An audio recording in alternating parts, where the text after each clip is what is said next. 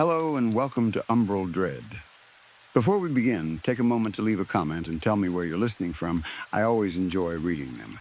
If you enjoy slow, unsettling stories that quietly pull you deeper into the shadows, don't forget to like this video and subscribe to the channel.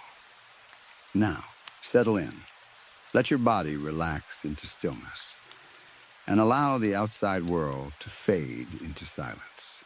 Tonight, something stirs in the dark, waiting for you. So close your eyes.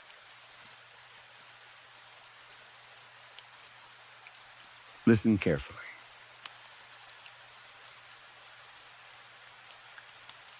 And let yourself drift into the depths of Umbral Dread. Story 1. He told me his name was Joey, and I believed him right away because he said it the way kids do when they're tired of being scared.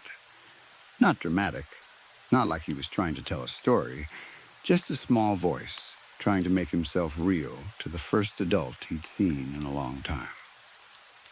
I've always liked exploring caves. I know that sounds like something you either understand instantly or you don't. For me, it started as a mix of curiosity and quiet adrenaline. I liked the way the air changed as soon as you stepped into rock. I liked how your world shrank down to whatever your light could reach. I liked the feeling of finding something that wasn't made for people and wasn't pretending to be safe. I wasn't some extreme cave diver, not the kind who squeezes through tight cracks on their belly with a rope and a partner. I stayed in the areas that were technically accessible, the places that were more like open caverns or short systems where you could still get out if you stayed calm and paid attention. I brought a good torch, backup batteries, a small first aid kit, and enough water. I told myself I was careful. I told myself I respected the danger. This happened in a national park, not far from my home, a place I'd visited enough times that the rangers at the main entrance recognized my car. It's the kind of park that looks peaceful from the brochure. Hiking trails, lookout points, families with strollers on weekends, people taking photos of trees. But the park also has areas where the land breaks into steep, rocky inclines. And when you move off the main trail and follow the natural lines of the stone, you can find openings that feel like they've been waiting. That day, I wasn't even planning to go deep. I'd told myself it was a quick visit. I'd already walked part of the trail, had that pleasant burn in my legs, and then wandered off a little to check out a rocky rise I hadn't noticed before. The rocks there were pale and jagged, stacked like old teeth. Some were slick with moss, others were dry and sharp, the kind that tear your palms if you grab wrong. Halfway up the incline, I saw the opening. It wasn't a dramatic cave mouth. It wasn't wide enough for a person to walk straight into. It was a dark split in the rock, angled down, partly hidden by brush. I had to push aside a few branches and crouch to see into it. Cool air breathed out against my face, faint and damp. That's always the first sign that there's space back there. I got my torch out and slid in carefully. The passage opened faster than I expected. After a short crawl over uneven rock, the ceiling lifted. The walls pulled back. And suddenly I was standing in a wide cavern that swallowed the sound of my breath. The floor was mostly dirt and stone, with patches of loose gravel that shifted under my boots. The air smelled like wet rock and something old, like water that had been sitting still. My torch cut a clean cone through the dark. I swept it across the space slowly, taking it in. There were several natural ledges carved into the rock, like shallow perches a few feet off the ground. Some of them looked climbable if you were careful. Others were too smooth, too steep. The cavern had multiple passages leading away from it, narrow black mouths that disappeared into deeper dark. The kind that make you think of lungs or tunnels in an animal's body. Then my light landed on one of the ledges. A boy was sitting there, For a second, my brain refused to accept it. My first thought was that it was some kind of mannequin or a trick of the shadows. People don't usually find children inside random caves. My torch beam shook slightly as my grip tightened. He was small, maybe 6 or 7, dirty. His hair was matted and damp at the ends. He wore a jacket that looked too thin for the season, and pants smeared with soil, like he'd been sliding around on the ground. His shoes were scuffed and muddy. He sat with his knees pulled tight to his chest, arms wrapped around his legs, like he was trying to keep himself from shaking apart. When he looked at me, his eyes reflected my light like a trapped animal's. I spoke before I could think of the right words. "Hey," I said, keeping my voice calm even though my throat felt tight. "Are you okay?" He blinked slowly, as if he wasn't sure I was real. Then he said, "My name is Joey." "Joey," I repeated. "Okay. Hi, Joey. I'm here. Are you hurt?" He shook his head, but the movement was weak, like he was tired down to his bones. "How did you get up there?" I asked, because the ledge he was on was a few feet above my head, and it wasn't an easy climb. Not for a kid his size. He pointed down at the rock beneath him, then looked past me into the dark passages. "My sister put me up here," he said. "That's good," I said automatically, because it sounded like an explanation. Then the words caught up with me. "Your sister put you up there. Where is she now?" He frowned, his mouth pulling down at the corners like he was trying to understand something that didn't make sense. "She went down there," he said, nodding toward one of the passages. "But I don't remember her being so tall." Those last words landed wrong. Kids say odd things sometimes. They exaggerate. They get confused. They mix up memories. I tried to treat it like that. "How tall is she?" I asked, still in that calm voice, like I was talking to a kid in a grocery store who got separated from their parent. Joey shrugged, but his shoulders rose too high, tense. "Like a tree," he whispered. I swallowed. I told myself not to let my imagination run away. He was scared. He'd been in the dark. He was making his sister bigger in his mind, because that's what fear does. Then I heard a sound from one of the passages. Not footsteps, not a drip of water, not a bat fluttering. It was wet and guttural, like a whine dragged out of a throat that didn't have the shape for human sounds. It rose and fell once, like a sick breath, and then stopped. The hair on my arms lifted. I turned my light toward the passage, but the beam couldn't reach far enough to show anything beyond the first few feet of rock. Joey's grip on his knees tightened. "That's her," he said softly, like he didn't want it to be true. I didn't respond. My mind was moving fast, sorting choices. The thing about caves is that they take away your options. There's one way in and one way out, and if something is between you and the out, you're trapped. I wasn't going to let that happen. Not with a child. "Okay," I said, forcing steadiness. "Joey, listen to me. I'm going to get you down. We're going to go outside." "Okay?" He looked down at me with wide eyes. "We have to wait for my sister," he said, and he sounded like he'd been told that, like he'd been trained to say it. "She'll come back." Another wet, low sound came from the passage. Closer this time, or maybe it only sounded closer because my nerves were screaming. "No," I said quietly. I didn't want to scare him more, but I couldn't pretend. "We're not waiting. We're leaving." I moved to the rock wall and tested the ledge.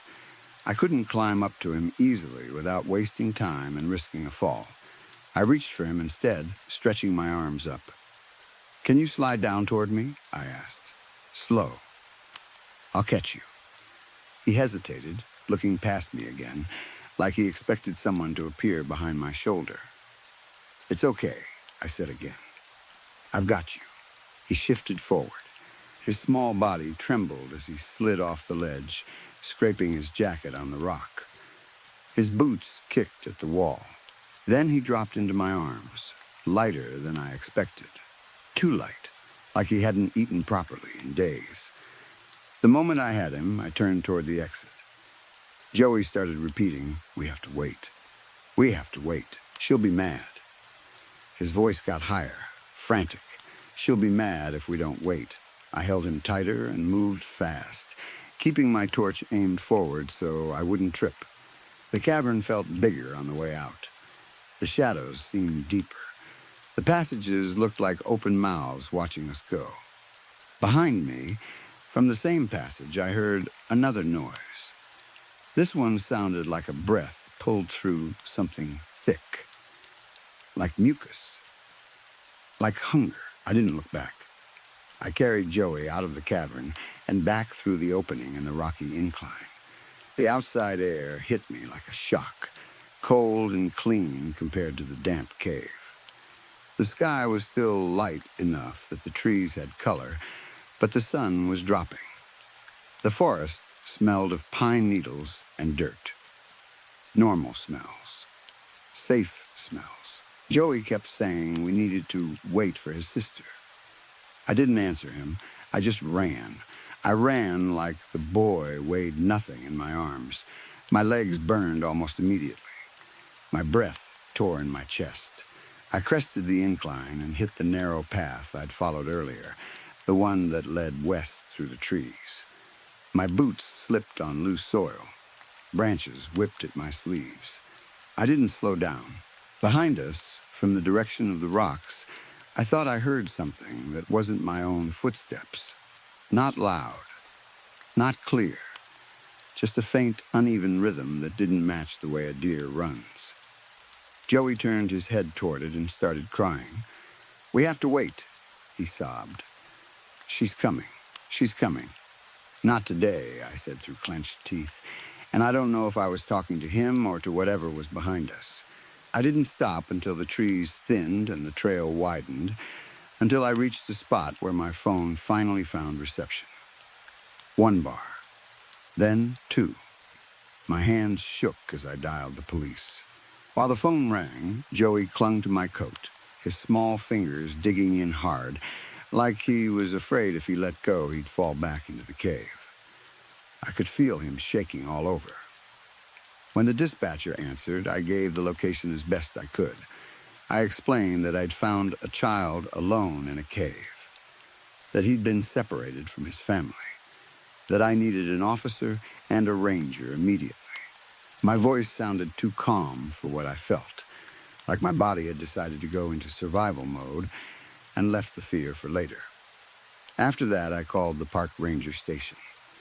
They picked up faster than I expected, and the person on the line told me to stay where I was, that someone was already on the way. The ranger arrived first. A truck came up the dirt access road, headlights cutting through the trees. The driver got out wearing a heavy jacket and a headlamp. He looked like someone who'd spent his whole life outdoors, all weather, no excuses. He introduced himself as Nathan. Nathan crouched down to Joey's level and asked his name in a soft voice. Joey stared at him, then whispered, "Joseph Braxton."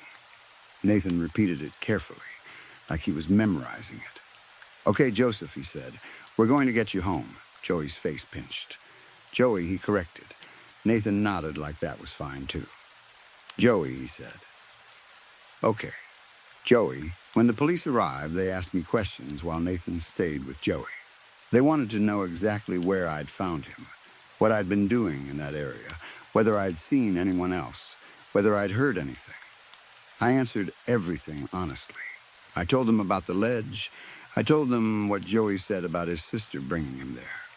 I hesitated about the sound in the passage, but I mentioned it anyway because it felt important, even if it made me sound ridiculous.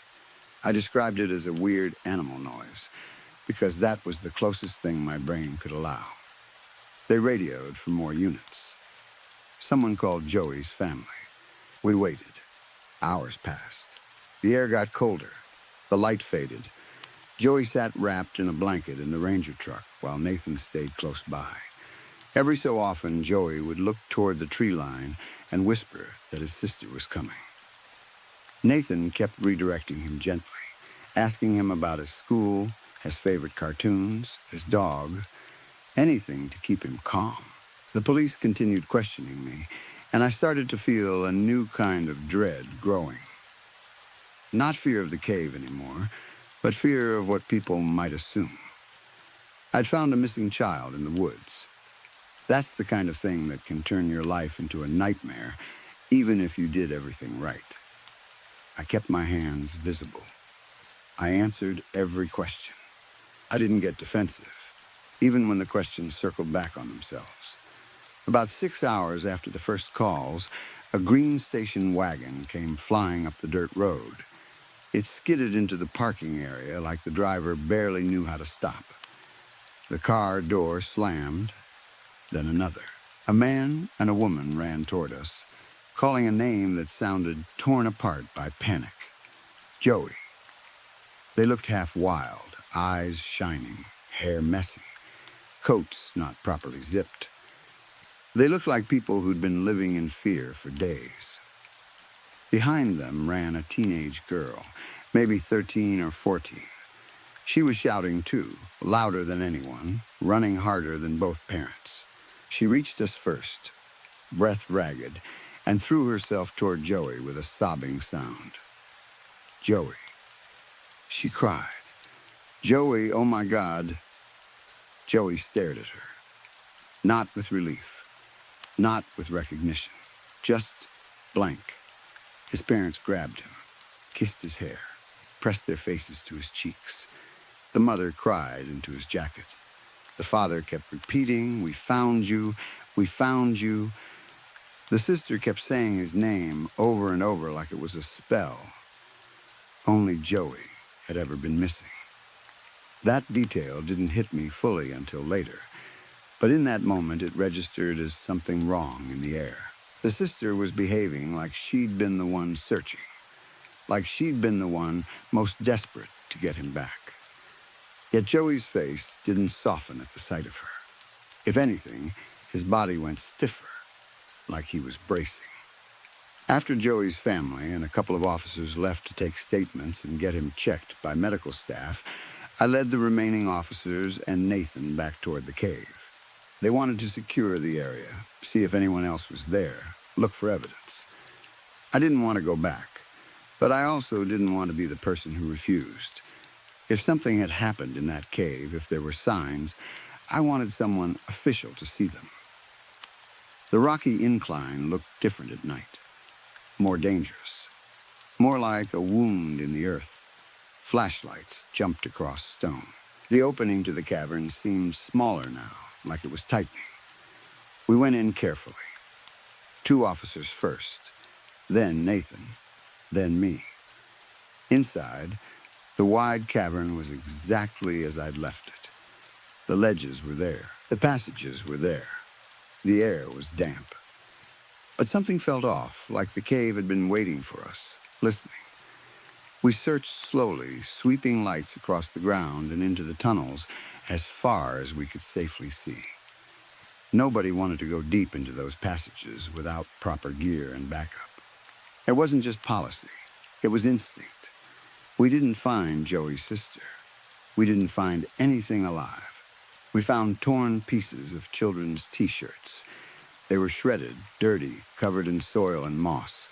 A few scraps hung on a sharp rock edge like they'd been caught there. They didn't look like they'd been torn neatly. They looked like something had pulled them apart roughly. We bagged them. We photographed them. One of the officers asked Joey later if they were his. He said no. Then he pointed to one piece, a bright cartoon T-Rex on faded fabric, and asked if he could keep it. When they told him no, he threw a tantrum so sudden and intense it shocked everyone, screaming, kicking, trying to grab the bag like it belonged to him. His mother tried to calm him down. His sister snapped at him to stop. Joey kept crying and reaching. It was such a normal kid reaction in such an abnormal moment that it made my stomach flip. Normal didn't belong there. After that night, I stopped going cave exploring. I told myself I was taking a break. I told myself it was just temporary, but the truth is, the joy was gone. The feeling that the dark was just empty space waiting to be lit. That feeling never came back. I went back to the park a few times anyway, mostly because I wanted to prove to myself that I wasn't afraid. But I didn't go near that steep, rocky area. I stayed on the opposite side, on trails where families walked, where you could hear other people's voices, where the trees felt like trees and not like watching shapes. Even then, it wasn't the same. Every echo in a cave stopped being just water droplets. Every faint scrape stopped being just a small animal. In my head, everything became footsteps. Everything became breathing. Sometimes, deep in a tunnel, I'd be sure I could hear something behind me that didn't match my own breath. I'd turn and see nothing, and still feel watched. 2 months ago was when I stopped completely. I had found another cavern system, bigger than most I'd been in, with stalagmites that glittered under torchlight like they were dusted with sugar. It was beautiful in a way that made you forget you were underground. I went deeper than I should have because the space felt open and safe, like a stone cathedral. At one point I decided, stupidly, to try and break off a small stalagmite to take home. I know you're not supposed to do that. I know it's damaging. But my mind was in that old familiar mode, the careless part that treats nature like a souvenir shop if nobody's watching. I placed my torch on the ground behind me so I could use both hands. The light cast my shadow forward on the wall, a clear human shape, shoulders, head, arms raised as I worked. I struck the stalagmite until it cracked. I twisted it free and held it in both hands, proud of myself in a childish way.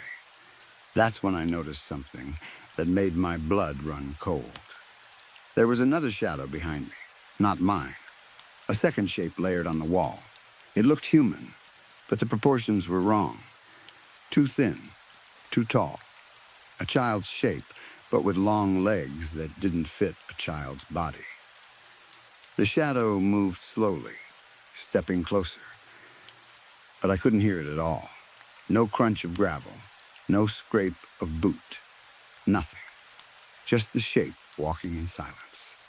I froze with the broken stone in my hands.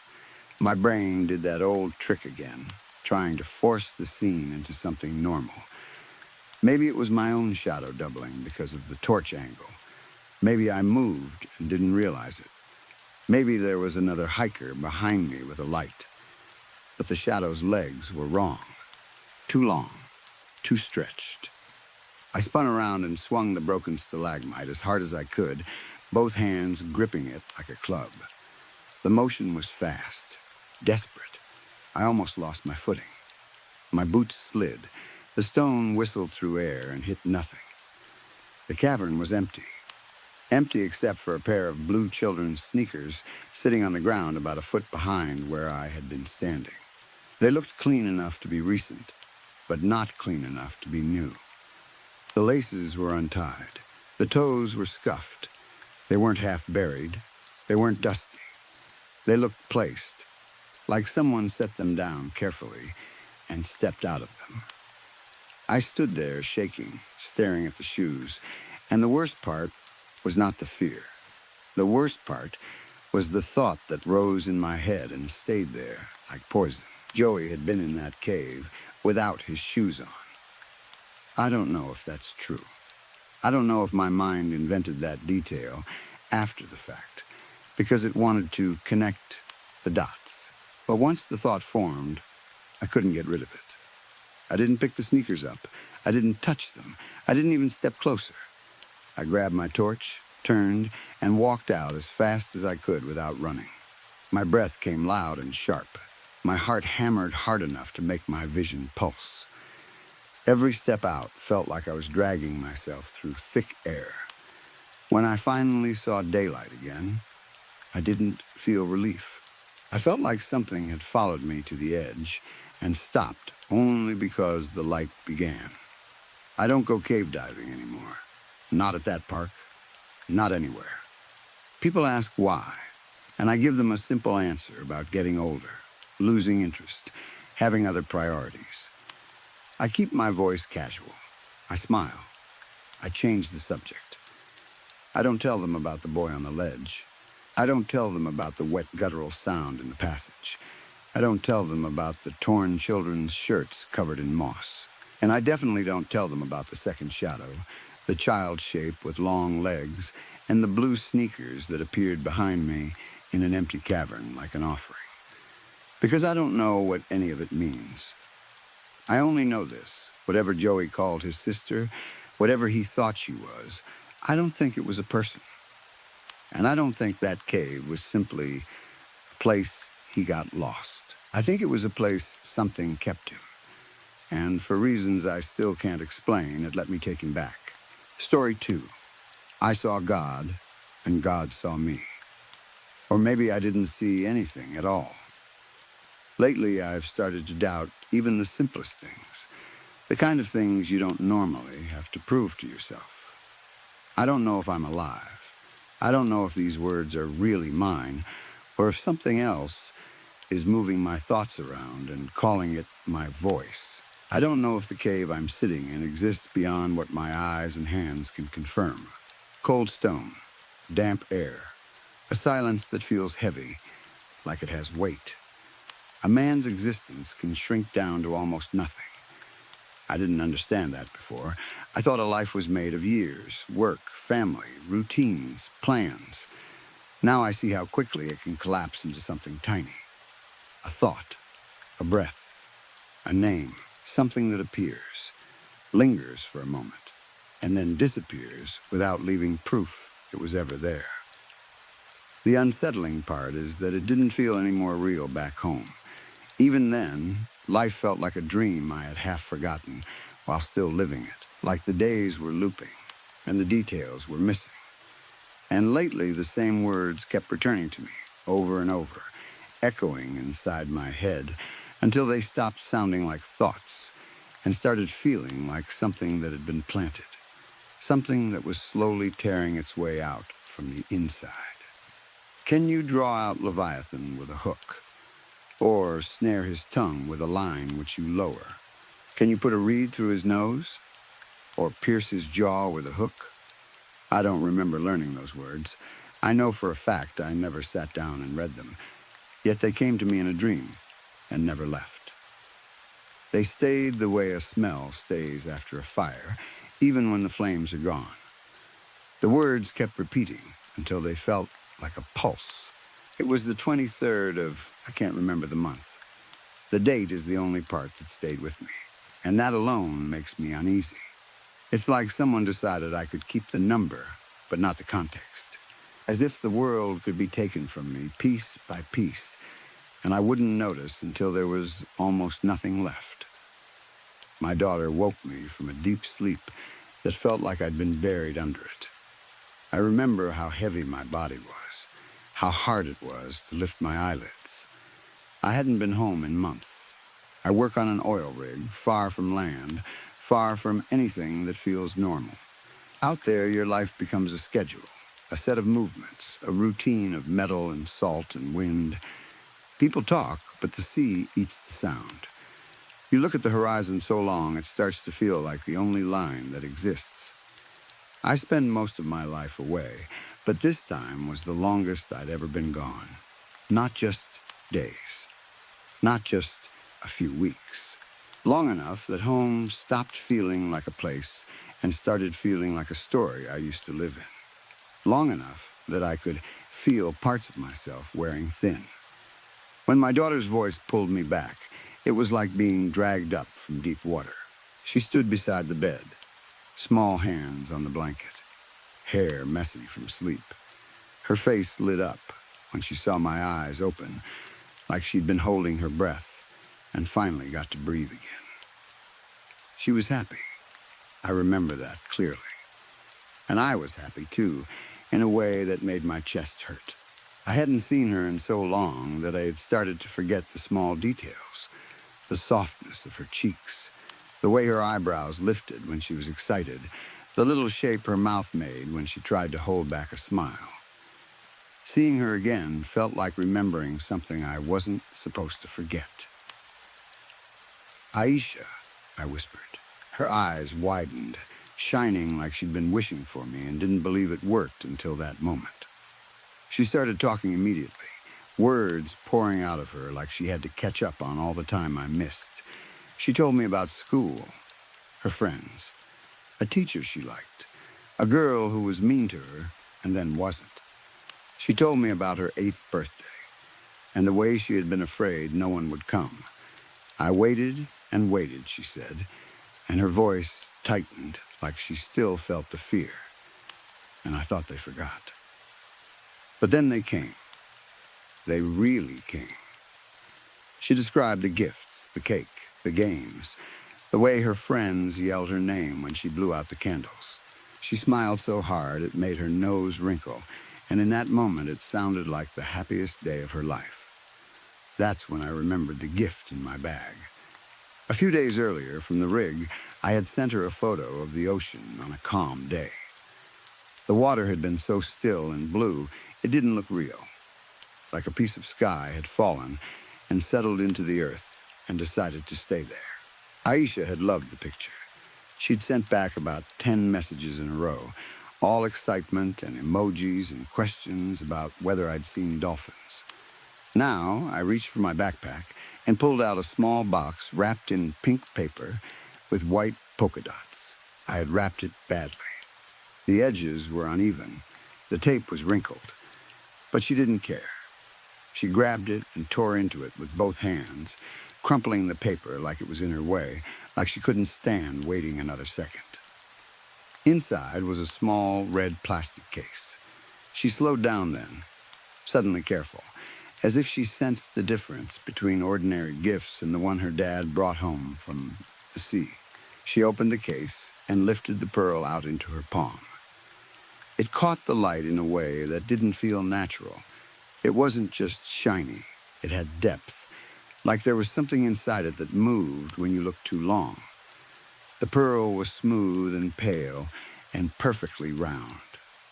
Too perfect. "I found this when I was on the boat," I told her. As soon as I said it, something inside me hesitated. The memory felt wrong. I don't remember finding it. I can remember holding it, yes. I can remember the shape of it in my hand. But the moment of finding it, the where, the how, that part slipped away when I tried to grab it, like a fish darting from your fingers in dark water. Out there, in the middle of nowhere, where there should have been nothing but sea and metal and sky, I had somehow come back with a pearl. The thought made my stomach tighten. Then it vanished like it didn't want to be seen. Aisha jumped into my arms, holding onto me tightly with one hand, while the other clutched the pearl. She was laughing, telling me she loved me, her voice full of that bright kind of joy kids have when they feel safe. Then she pulled away just as suddenly and ran downstairs to show her mother, shouting for Myra like the pearl was the most important news in the world. We ate pizza that night. We always ordered from the same place. Aisha and Myra loved it. The taste hadn't changed. Still terrible, at least to me, but I ate it anyway, because what mattered was watching them eat. Watching Aisha chew too fast because she was excited. Watching Myra smile when Aisha talked with her mouth full. I can't even remember when I started hating pizza so much. It feels like one of those small personal details that slipped away without me noticing, like my preferences were being erased along with everything else.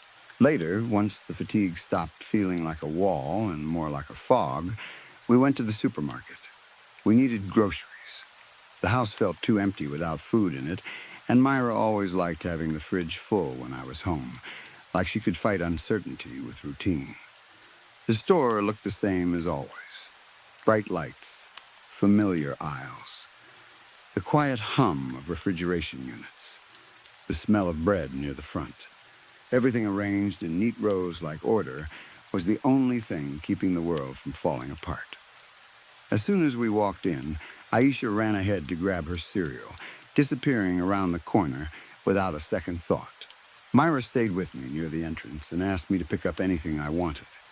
She said it gently, like she knew I'd been living on a rig diet, and she wanted me to feel human again. I wandered for a while, not really choosing anything. I picked up a box, put it back, stared at a shelf too long. The store felt slightly unreal, like the lights were too bright and the air too dry. It felt like I was watching myself walk through it from a distance. Then I stopped. In the corner of the aisle, there was a bucket filled with water. It looked like something a worker had left behind. A plain plastic bucket, half full, sitting next to a shelf as if it had been forgotten. There was no one near it. But the surface of the water rippled, not a small tremble, not a little shake you could blame on footsteps. The ripples spread outward in slow circles, steady and calm, like something had touched the water from below. I stared at it. I couldn't look away. It wasn't dramatic. It wasn't violent. It was just wrong in a quiet way that made my teeth feel tight in my jaw. And then the words rose in my mind again, like something pushed them up. Behold, the hope of a man is false. He is laid low even at the sight of him. No one is so fierce that he dares to stir him up. Who then is he who can stand before me? The voice in my head didn't feel like mine. It had weight, like it had been speaking long before I was born. It didn't sound loud, but it felt close, like it was inside my bones. Then came something else, words I couldn't understand, spoken in a voice that felt impossibly old. The sound reminded me of something wet and deep, like language formed in a throat that wasn't meant for air. It was the same voice, I was sure of it, the one that had called out to me on the boat when I stood there with that pearl in my hand. Only I couldn't remember the moment clearly. I could only feel it. Pressure built behind my eyes, a dragging sensation inside my skull, as if syllables were trying to form and couldn't, a rhythm like distant drums under an ocean surface, dreams that felt like memories instead of imagination, sounds that almost became words and then broke apart the moment I focused on them. In his house at Rie, dead weights, dreaming. The sentence slid through my mind like cold oil, and I didn't even know where it came from. I didn't know what it meant, but the meaning still hit me like a bruise. A small hand slipped into mine. Aisha had come back and found me standing there, staring at a bucket like it was a wound in the world. The moment she touched me, I coughed hard, like I'd just come up from deep water. My chest seized. My lungs burned. I gulped air like it was rare. Myra rushed over. "Are you okay?" I looked down at Aisha. She stared up at me, worried, her cereal box held to her chest. "I'm fine," I lied quickly, forcing a small smile. "Just still tired. Haven't rested properly yet." Even as I said it, it felt like an excuse I didn't believe. We went home. We put groceries away. We ate dinner. Myra insisted on putting on a movie, something comforting, something familiar. Aisha fell asleep halfway through on the couch, her head tilted to the side, the screen flickering across her face. I carried her upstairs and tucked her into bed. She mumbled something in her sleep, then settled. I stood in the doorway for a moment longer than I needed to, looking at her like I was trying to carve her face into my memory so it wouldn't slip. When I came back down, I lay my head in Myra's lap. I had forgotten how soft her skin felt, how warm her presence was. She ran her fingers through my hair slowly, and for a moment, I felt steady again. Present. Human. And yet, even that felt distant. Like I wasn't living it so much as remembering it while it happened. Maybe I'd been away too long. Or maybe the sea had taken more from me than time. Maybe it had washed parts of me away, piece by piece, until even moments like this felt like they belonged to someone else. Myra leaned down. Her long black hair fell around my face like a curtain, brushing softly against my skin. She kissed me. I had missed this. I had missed her in a way I hadn't fully admitted until her mouth was on mine. I kissed her back, holding her gently, and for a moment the world narrowed to the warmth of her, the familiar shape of her breath, the quiet certainty of being wanted. We moved together slowly, like neither of us wanted to break the moment, like we were trying to stitch ourselves back together after months of distance. For the first time since I came home, something felt real without effort. Then, pleasure pulled at me, and something else came with it. Something deeper. Something that didn't belong to me. My eyes rolled back, not from the physical feeling alone, but as if my mind was being dragged sideways into another place. The warmth of the room twisted. The ceiling vanished. The couch vanished. Myra vanished. I was beneath an ancient ocean. Not just underwater, but under something old enough that the idea of old didn't fit. The darkness wasn't empty. It was full, pressing, watching. I felt like I was seeing from somewhere that wasn't quite a body. When I surfaced, I wasn't alone. There were thousands, countless forms rising with me. They had no faces that I could understand. Their shapes shifted and broke and reformed like my mind couldn't decide what it was allowed to see. But I heard them. They screamed, not like animals, not like anything natural. They screamed with the sound of something once human, something that remembered what it had lost. All of us were gasping for air, as if we'd been drowned and resurrected and drowned again. The water began to rise. I tried to scream, but no sound came out. It was like the body I was in didn't belong to me, like I was trapped inside something that refused to respond. Panic clawed at me, but even that felt distant, muted, as if fear was only another sensation the ocean could swallow. I looked down, trying to understand what was happening. And then I realized it wasn't the water rising. It was us. A massive hand, impossibly large, was lifting us upward from the depths, fingers bigger than towers, palm like a continent. It held us the way you hold insects you don't care about, not with cruelty exactly, but with indifference. The words came again, ringing inside me. On earth there's nothing like him, which is made without fear. He beholds every high thing. He is king over all the children of pride. This time the voice carried something I couldn't ignore. It was familiar. It sounded like my mother. For a moment, everything else faded. The ocean, the hand, the screaming forms, and I was pulled into that voice like it was a rope around my chest. A memory surfaced, one I hadn't thought about in years. I didn't understand why it was coming now, in pieces over and over, like someone was shaking my past and watching what fell out. I was never a religious man. I didn't believe, not truly. But my mother did. She always did, with a certainty that made her seem stronger than the world around her. When I was a child, she used to tell me stories before bed. Creation, judgment, floods, fire, beasts that lived in the deep. Sometimes she'd sit beside me and recite Bible verses, her hand resting on my head like she was trying to protect me from something I couldn't see. There was one passage she returned to more than others, the one about the creature in the deep. Can you draw out Leviathan with a hook?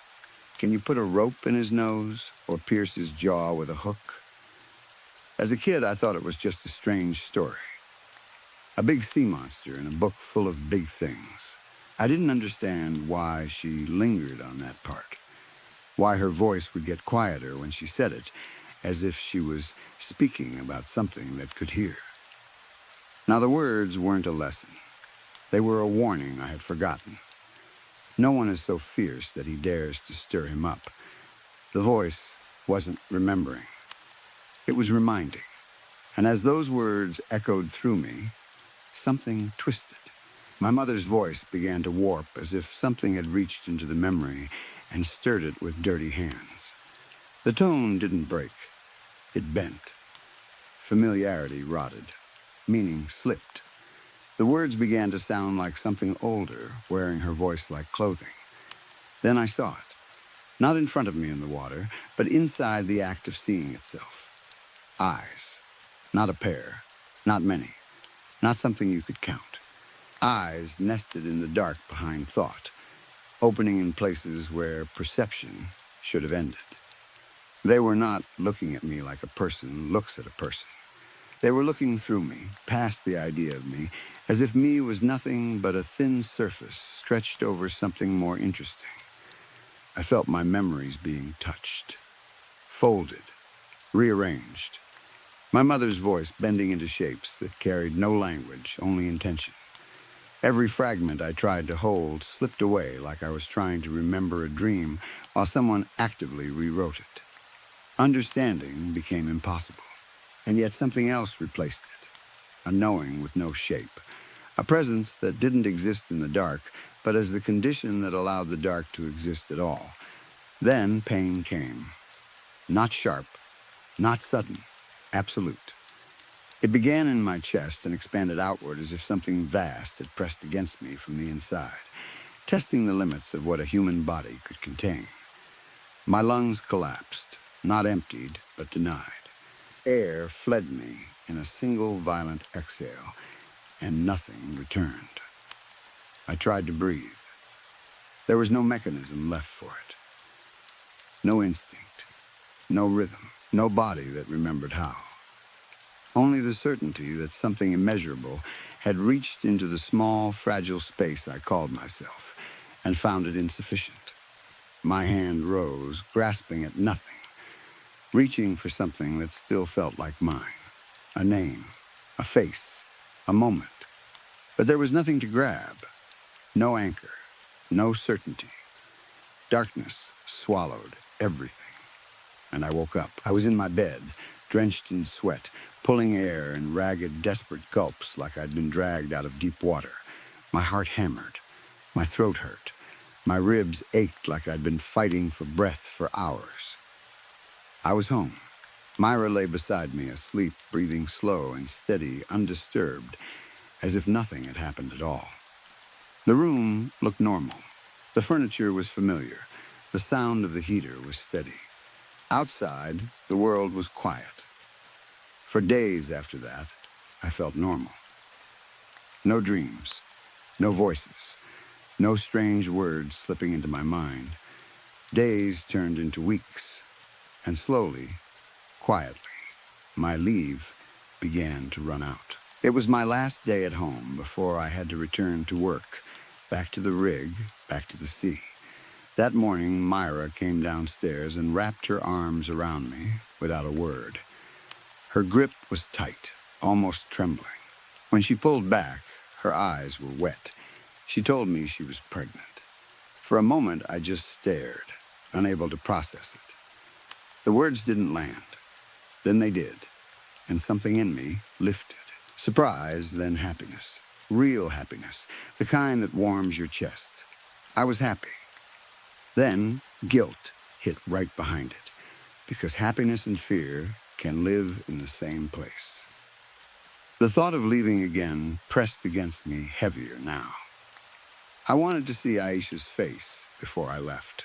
I wanted to memorize it properly this time, to make sure it wouldn't fade. I went upstairs and listened at her door for a second, hearing her soft, sleep breathing, and I felt my throat tighten. Myra took my hand and led me to the bathroom. She ran a bath, warm, soapy water, steam gathering on the mirror. It should have felt calm, domestic, safe, like two people trying to steal one quiet moment before life pulled them apart again. We stepped in together. She moved carefully and sat on my lap, leaning back against my chest. I wrapped my arms around her, holding her there, Her skin was warm and damp beneath my hands. Her breathing was steady. There was a softness to the moment, something fragile and unspoken. For once, nothing felt distant.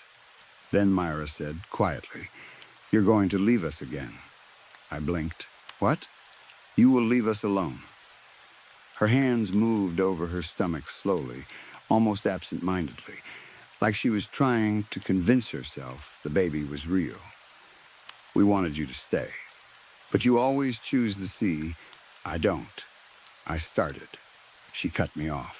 Before I could understand what was happening, my face was forced under the water. The warmth vanished. The water turned cold, unnaturally cold, like it didn't belong in a bathtub. It felt like ocean cold, deep cold, the kind of cold that kills. I thrashed, tried to push up, but her grip tightened. Hands around my neck, her weight pinning me down. My lungs burned, my body fought for air that wasn't there. I tried to look up at her. I couldn't recognize her face. It was there, and it wasn't. Like I was looking at a version of Myra stretched thin over something else. Something that knew how to look like her but didn't understand what she meant to me. Something wearing her expression like a mask it hadn't learned to fit properly. The water pressed in around me. It felt deeper than it should have been. Endless. The ceiling light fractured and vanished as if I were sinking into a place far larger than a bathroom. The steam became fog. The fog became darkness. I was drowning. And the worst part was that I had felt it before. The same helplessness. The same certainty that my body wasn't fully mine anymore, like I had slipped into something else's dream. Darkness closed. And then I woke up again. I was on a beach, coughing and gagging, dragging air back into my lungs like I'd been pulled out of the sea. Sand stuck to my face. My hands shook. My throat burned with salt. Around me lay the remains of a shipwreck.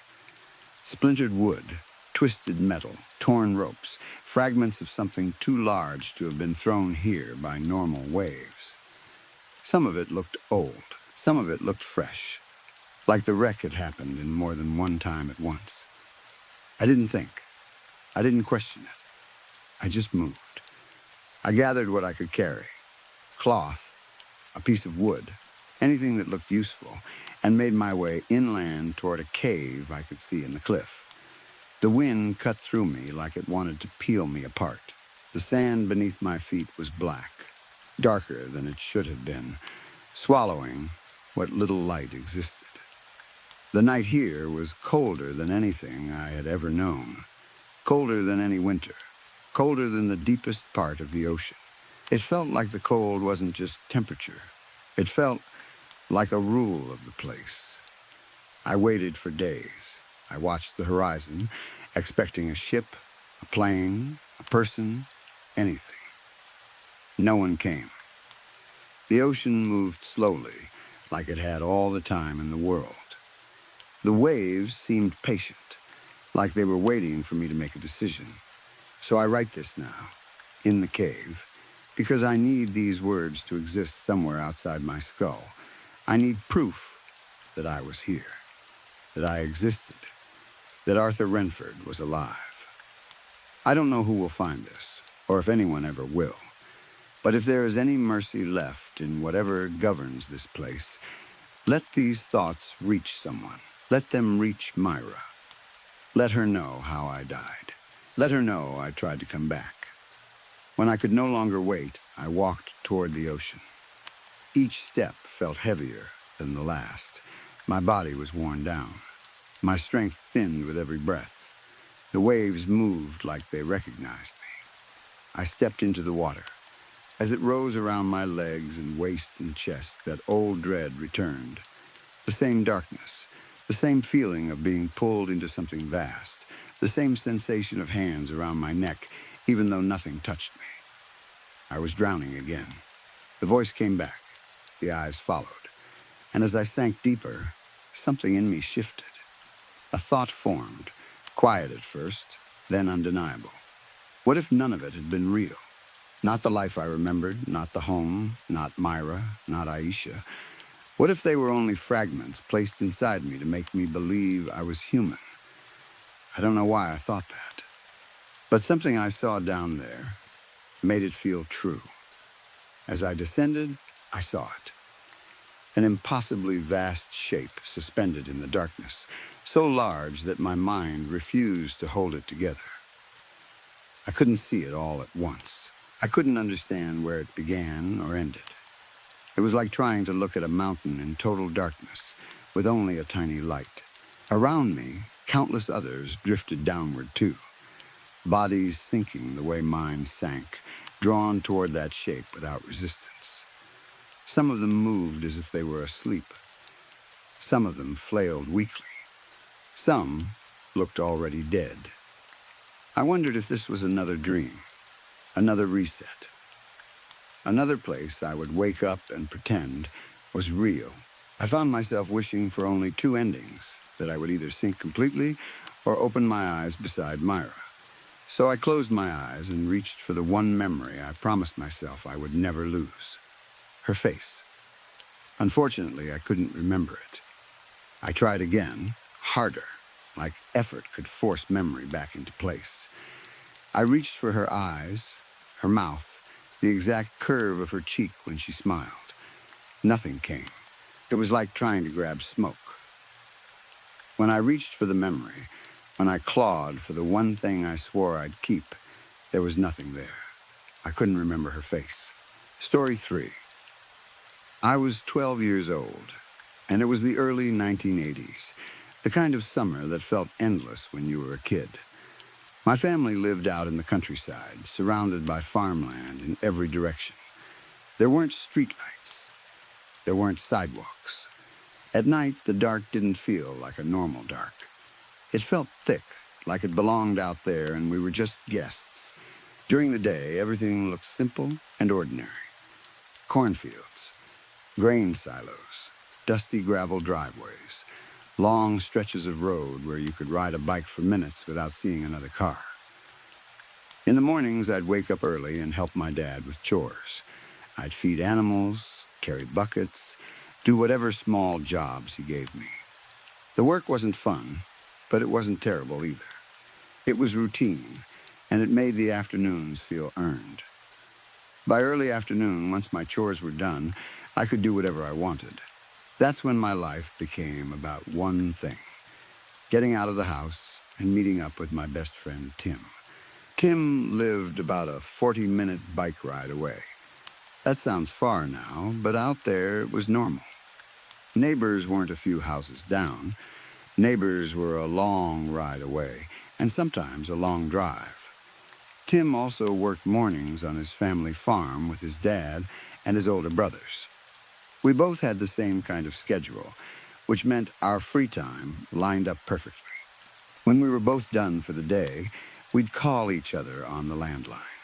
No texting back then. No checking location. You'd pick up the phone, listen for the dial tone, and hope the line didn't crackle too much. Tim and I didn't talk long on those calls.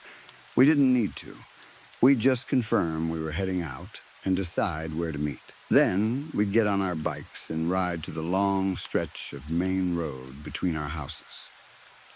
That road is still clear in my mind, straight as an arrow, flat. Corn on both sides, tall enough by midsummer to feel like walls. If you rode it at the right time of day, you could smell the heat coming off the plants, a sweet green, dusty smell mixed with dirt and fertilizer. The corn leaves would rustle like whispered paper whenever the wind moved through. When you were a kid, that road felt like the center of the world. When you were alone on it, it felt like the far edge of the world. Tim and I had walkie-talkies, cheap ones, but we loved them. They only picked up signal properly once we reached that road, probably because the land was flat there and there weren't trees or houses to interfere. So as soon as we turned onto the main road from our separate side roads, we'd radio each other. Sometimes we'd plan what we were going to do that day. Sometimes we'd just talk for the fun of it, making dumb jokes, pretending we were explorers or soldiers or whatever we'd seen in a movie the night before. There was something exciting about hearing your friend's voice come through that little speaker, mixed with static and distance. It made the whole countryside feel bigger. That's how we spent most of that summer. Once we were together, we'd disappear. We'd bike into patches of forest where nobody bothered us, follow creeks until they turned shallow, explore old drainage tunnels, poke around small caves and rocky cutouts, go to lakes where we weren't supposed to swim, and come home sweaty and hungry, sunburned in places we didn't notice until later. It started as one of the best summers of my life. Tim was brave in the way kids are brave, without thinking too much. If I wanted to climb something, he'd climb it. If he wanted to check a dark opening under a bridge, I'd follow him. We egged each other on, but we also watched out for each other. We were a team. I didn't think about it in those words at 12, but that's what it was. Then, around midsummer, Tim started to change. At first, it was subtle. He wasn't as cheerful. He didn't talk as much. He didn't crack jokes the way he usually did, and when I tried to get him to laugh, he'd just give a small smile that looked tired. Sometimes he'd go quiet for long stretches, listening to things I couldn't hear. He would stare at the cornfields like he was expecting something to move inside them. I was a kid. I didn't have the emotional skills to sit someone down and say, "Are you okay?" the right way. I also didn't want to push him and risk making him angry or embarrassed. So I did what kids do. I pretended things were normal. I kept acting like nothing had changed. I assumed it would pass. But it didn't pass. One afternoon, after we'd been riding for a couple of hours and neither of us had said much, Tim finally spoke in a voice that sounded smaller than it used to. "There's something watching me," he said. I remember my hands tightening on my handlebars. "What do you mean?" I asked, trying to sound casual even though my stomach felt tight. He kept his eyes on the road, like he couldn't afford to look away. "I don't know," he said. "Just something. Like I can feel it." We rode in silence for another minute. The only sound the soft hum of our tires on pavement and the corn leaves moving in the wind. Then, Tim started telling me what had been happening at night. He said he heard things in his room after dark. Scratching sounds, but not like mice in the walls. Something heavier. Sometimes he'd hear footsteps on the floor downstairs when everyone should have been asleep. He said he'd hear a voice, whispering right next to his ear, but he couldn't understand the words. It sounded like someone trying to speak through water, or like the whisper was intentionally blurred. One night, he said, he heard something outside. Not an animal, not the wind, something that sounded like a person moving slowly through the corn. He got up and looked out his window, expecting maybe it was one of his brothers messing with him. Instead, he saw a silhouette standing at the edge of the field. Just standing there, facing his window. Tim told me he stared at it for a few seconds, frozen, his heart pounding so hard he thought it would wake the whole house. Then, he did the only thing his body could think to do. He ran back to bed and pulled the covers over his head like a little kid. He said he could still feel it looking at him, even with the blanket over his face. As he talked, his voice got shaky. He was trying to be tough about it, trying to tell it like a story, but I could see fear in his eyes. Not the fun fear you get at a campfire. Real fear, the kind that makes you tired because you can't ever fully relax. I asked him if he'd told his parents.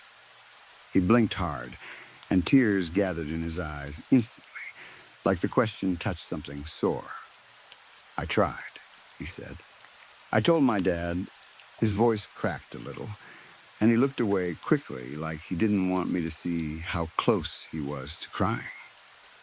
"What did he say?" I asked. Tim swallowed. He lost it. He wiped his face with the back of his hand, angry at himself for crying. He said, "If I talk like that, people will think I'm crazy." He said they lock people up for hearing voices. He said I'd end up in a nut house and everybody would know. He told me I'm embarrassing him.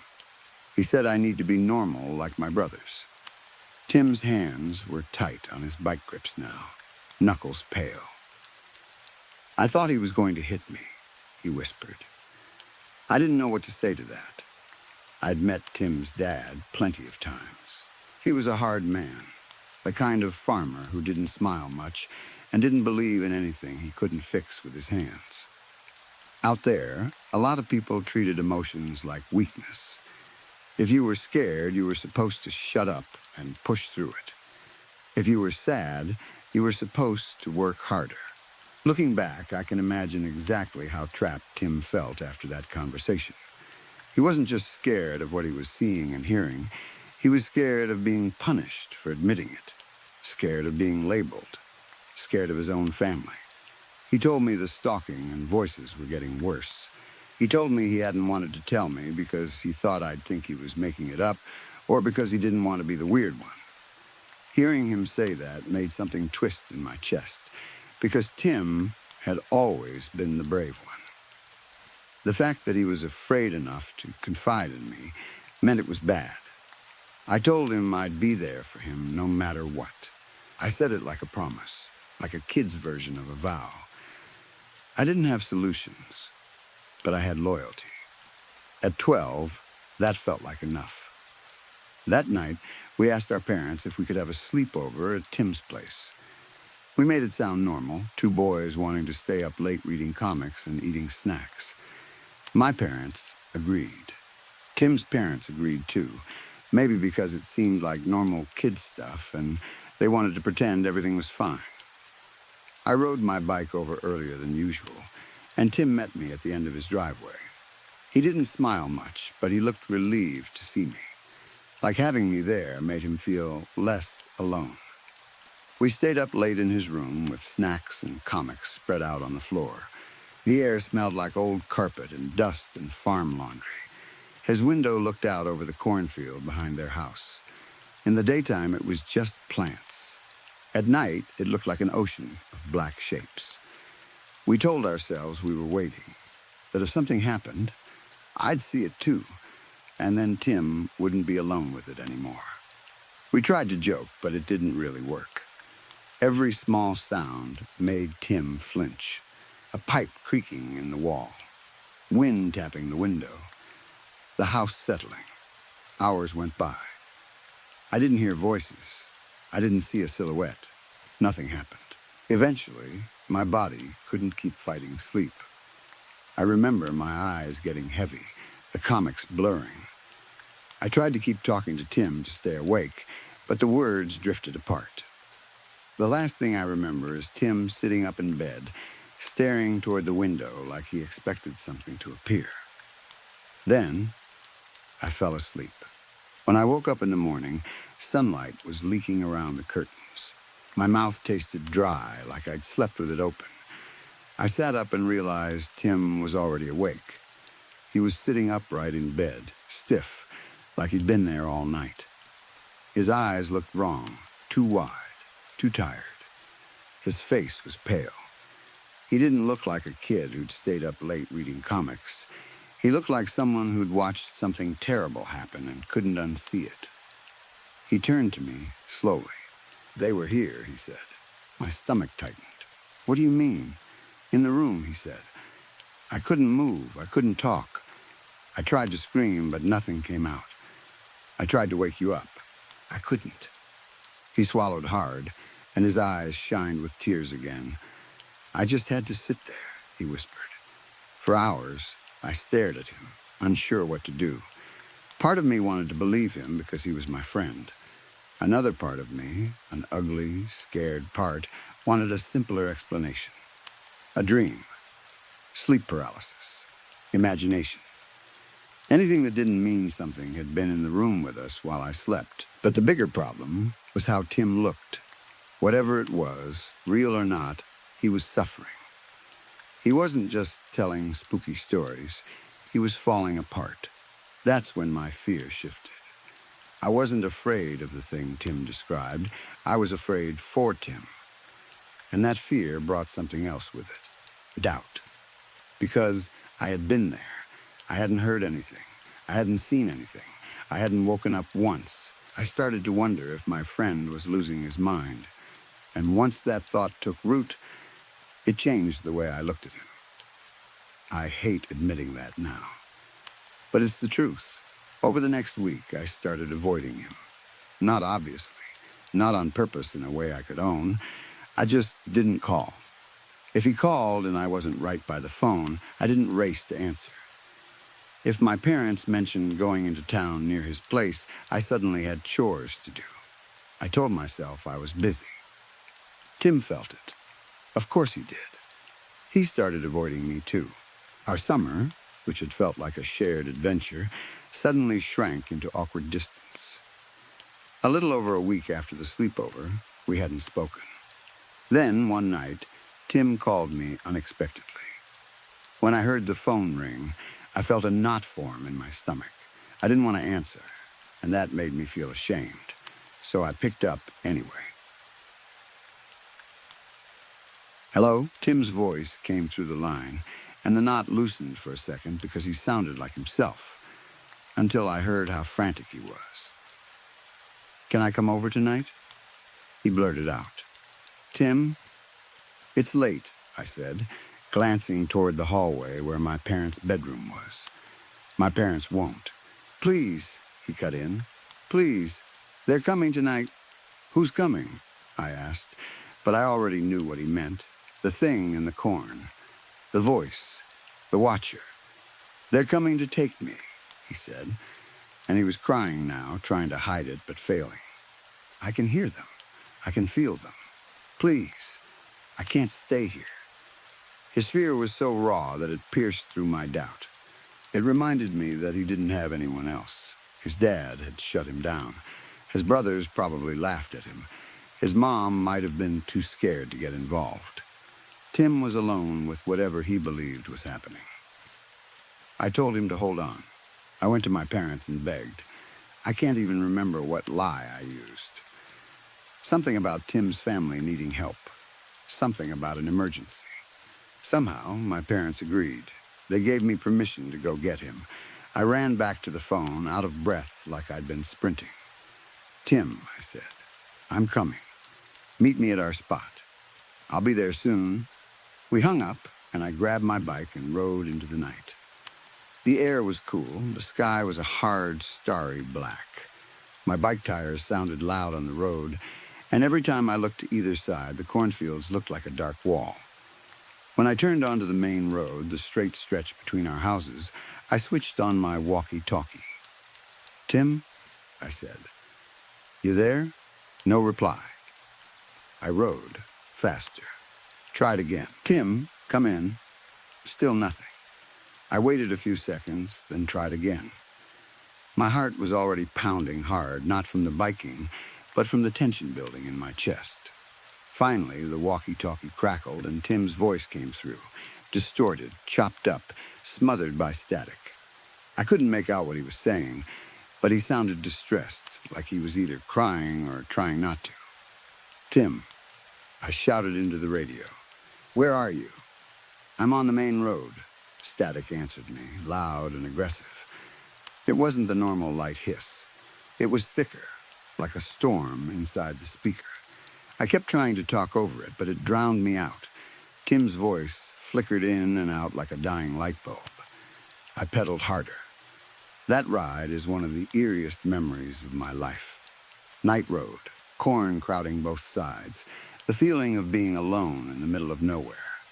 My friend panicking through a radio full of static. No cars, no houses.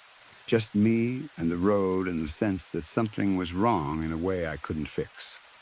I reached our meeting spot and stopped, scanning the darkness. Tim wasn't there. Normally, I could see him coming from far down the road, his bike silhouette moving against the lighter strip of sky. That night, the darkness swallowed everything.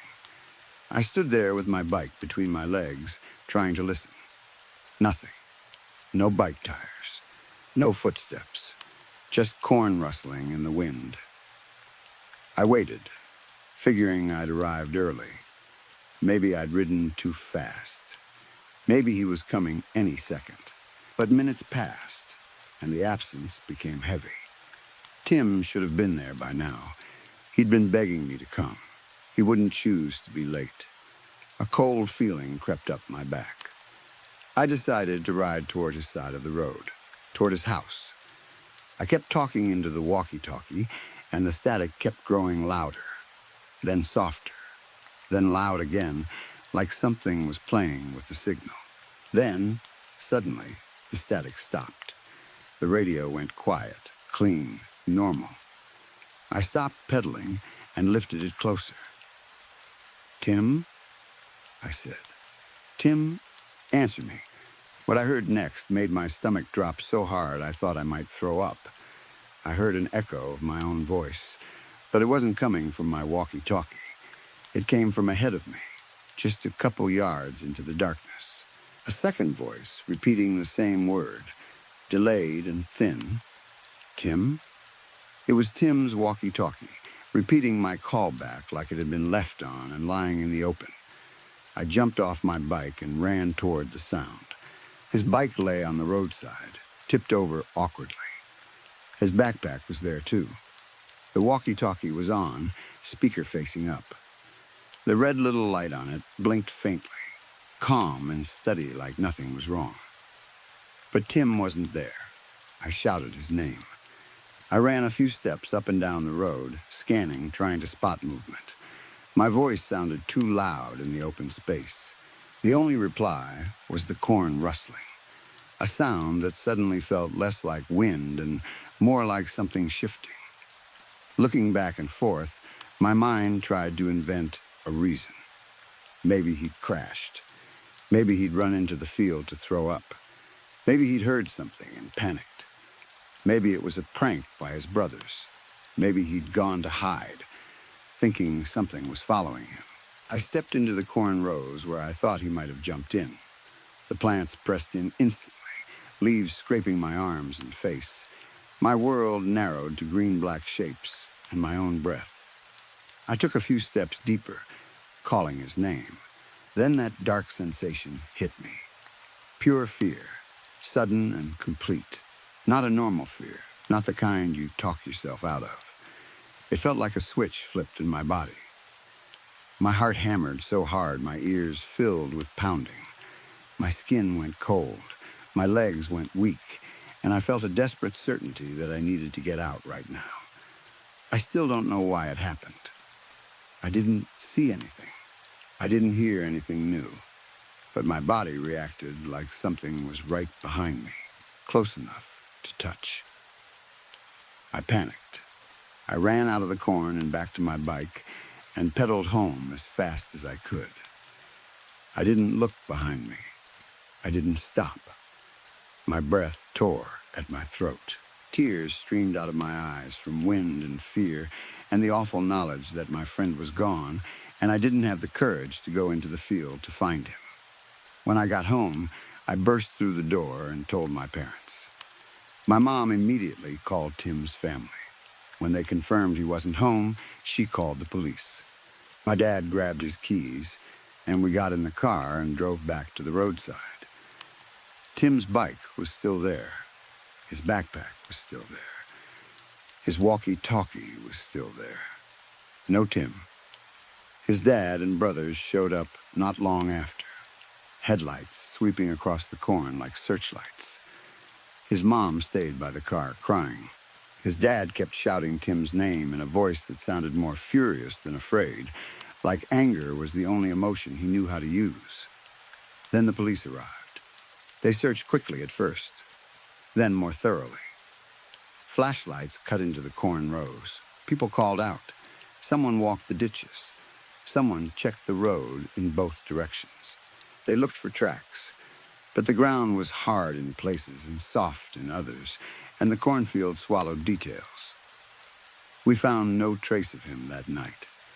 The next morning, The whole town got involved. Word spread fast, because that's what small places do. People gathered in the parking lot of a church or a school, some central spot I can't remember clearly now, and organized search groups. Farmers walked their own fields in long lines. People checked creek beds and drainage culverts. Dogs were brought in. Helicopters later, I think, though it might have just been one plane. I remember looking up and seeing something moving across the sky and thinking it looked too small to matter. Days passed. Then weeks. No Tim, no body, no clothing, no clear evidence. Just a boy who had been there one moment and gone the next. After a while, the search shrank from crowds to a few people who couldn't let go. Then it became a cold case, a phrase I didn't understand at 12, but learned to hate later. Cold case meant everyone else had gone back to living, while one family stayed trapped in a night that never ended. As I got older, I kept thinking about Tim. I moved away from my hometown eventually, but I still searched sometimes. I'd check newspapers. Later, I'd check online databases. I'd type his name into search bars late at night, like I could force the world to produce an answer if I asked enough times. There has never been an update since the night he disappeared. And even after all these years, the questions still visit me at the worst times, usually when I'm alone and the house is quiet. What was Tim seeing? What was he hearing? Was there actually someone watching him from the cornfield, or was fear and exhaustion playing tricks on him? If it was real, who was it? A person? Something else? How could a kid vanish from a straight road with nothing around but open fields? Where did he go? The worst question is the one that doesn't have an answer I can live with. What could I have done better? I think about that sleepover, how I slept like a rock while my friend lay awake, terrified. I think about how I started avoiding him because I didn't want to deal with something I didn't understand. I think about the way he begged me on the phone and how close I came to saying no because it was inconvenient, because it was late, because I didn't want to explain it to my parents. Sometimes I wonder if he would still be here if I'd taken him seriously sooner, if I'd told an adult who would listen, if I'd insisted someone check the field, if I'd run into the corn that night instead of running home. And then I remember that fear that hit me the moment I stepped between those rows. The sudden certainty that I was about to be swallowed by something I couldn't see. I don't know what happened to Tim. I only know that something took him, and it did it so cleanly that it left his bike and his backpack behind, like props. And I know that every so often, when I'm driving past a cornfield at night and the wind moves through it just right, I still feel 12 years old again for a few seconds. I still feel the road under my feet. I still hear static in my imagination. And I still have the urge to look away from the field. Because part of me is afraid I'll see a silhouette standing there watching, waiting for someone else to notice. Story 4. I'm a moderator on a big streaming platform that most people have heard of, even if they don't admit they use it. I'm not one of the glamorous faces on camera. I'm one of the people behind the scenes who keeps things from turning into a dumpster fire. I take the jobs that pay the most, because this isn't a hobby for me. It's work. You get assigned cues, you sit in front of a screen for hours, and you watch what people think they can get away with when they believe nobody will stop them. Most days, it's the usual mess. People flashing the camera. People trying to bait others into doing something dangerous. Racist rants. Misogyny. Homophobic garbage. Endless slurs. Sometimes it's worse than that. Sometimes it's someone clearly in a crisis, doing things that make your stomach turn. And you have to act fast and follow procedures while your own brain is yelling at you to look away. It's a job where you learn how to stay calm while your body keeps reacting like it's in danger. A lot of people assume moderators are power-hungry hall monitors. The truth is, most of us are just tired. You stare at the worst parts of strangers long enough, and you either numb out or you quit. Usually both, just in different order. I'd almost quit a few weeks before this gig. There was an incident, one of those moments where you realize the platform will always protect itself before it protects people, that left me sitting in my kitchen at 3 in the morning, hands shaking, thinking, I'm done. I don't want to do this anymore. I'm not going to get into that story right now, because it still sits too close to my throat. But it was enough to make me think about walking away for good. Then I did what I always do. I rationalized it. I told myself what doesn't kill you makes you stronger. I told myself I'd do one more job, take the money, and then decide. One more gig, one more shift. Easy. That's how I ended up accepting the listing. It looked clean on paper. Almost too clean. Pre-broadcast moderation for internal live stream content. No audience interaction required. That last sentence mattered. No audience meant no public chat raids, no doxers, no trolls trying to see how far they could push before getting banned. It meant I wouldn't be juggling a live room full of strangers while also trying to watch the content. I would be alone with the stream, cleaning it before it ever went out to anyone. The way it was described, the platform was using a delayed broadcast system. The stream would be recorded as it happened, but it wouldn't air publicly until later. My job was to watch the live feed in real time and flag or remove anything that would violate guidelines so that when the content eventually aired, it would already be safe. Like a filter, but human. I'd done pre-broadcast moderation before. Usually it was for corporate events, test streams, pilot content, things like that. Most of it was boring. A presenter talking at a camera. A rehearsal, a set being built. People adjusting lighting. This job paid more than it should have for something boring, but I didn't question it. The way you survive moderation work is by not asking too many questions. You show up, you do the job, you log out, you try to forget. The onboarding was quick.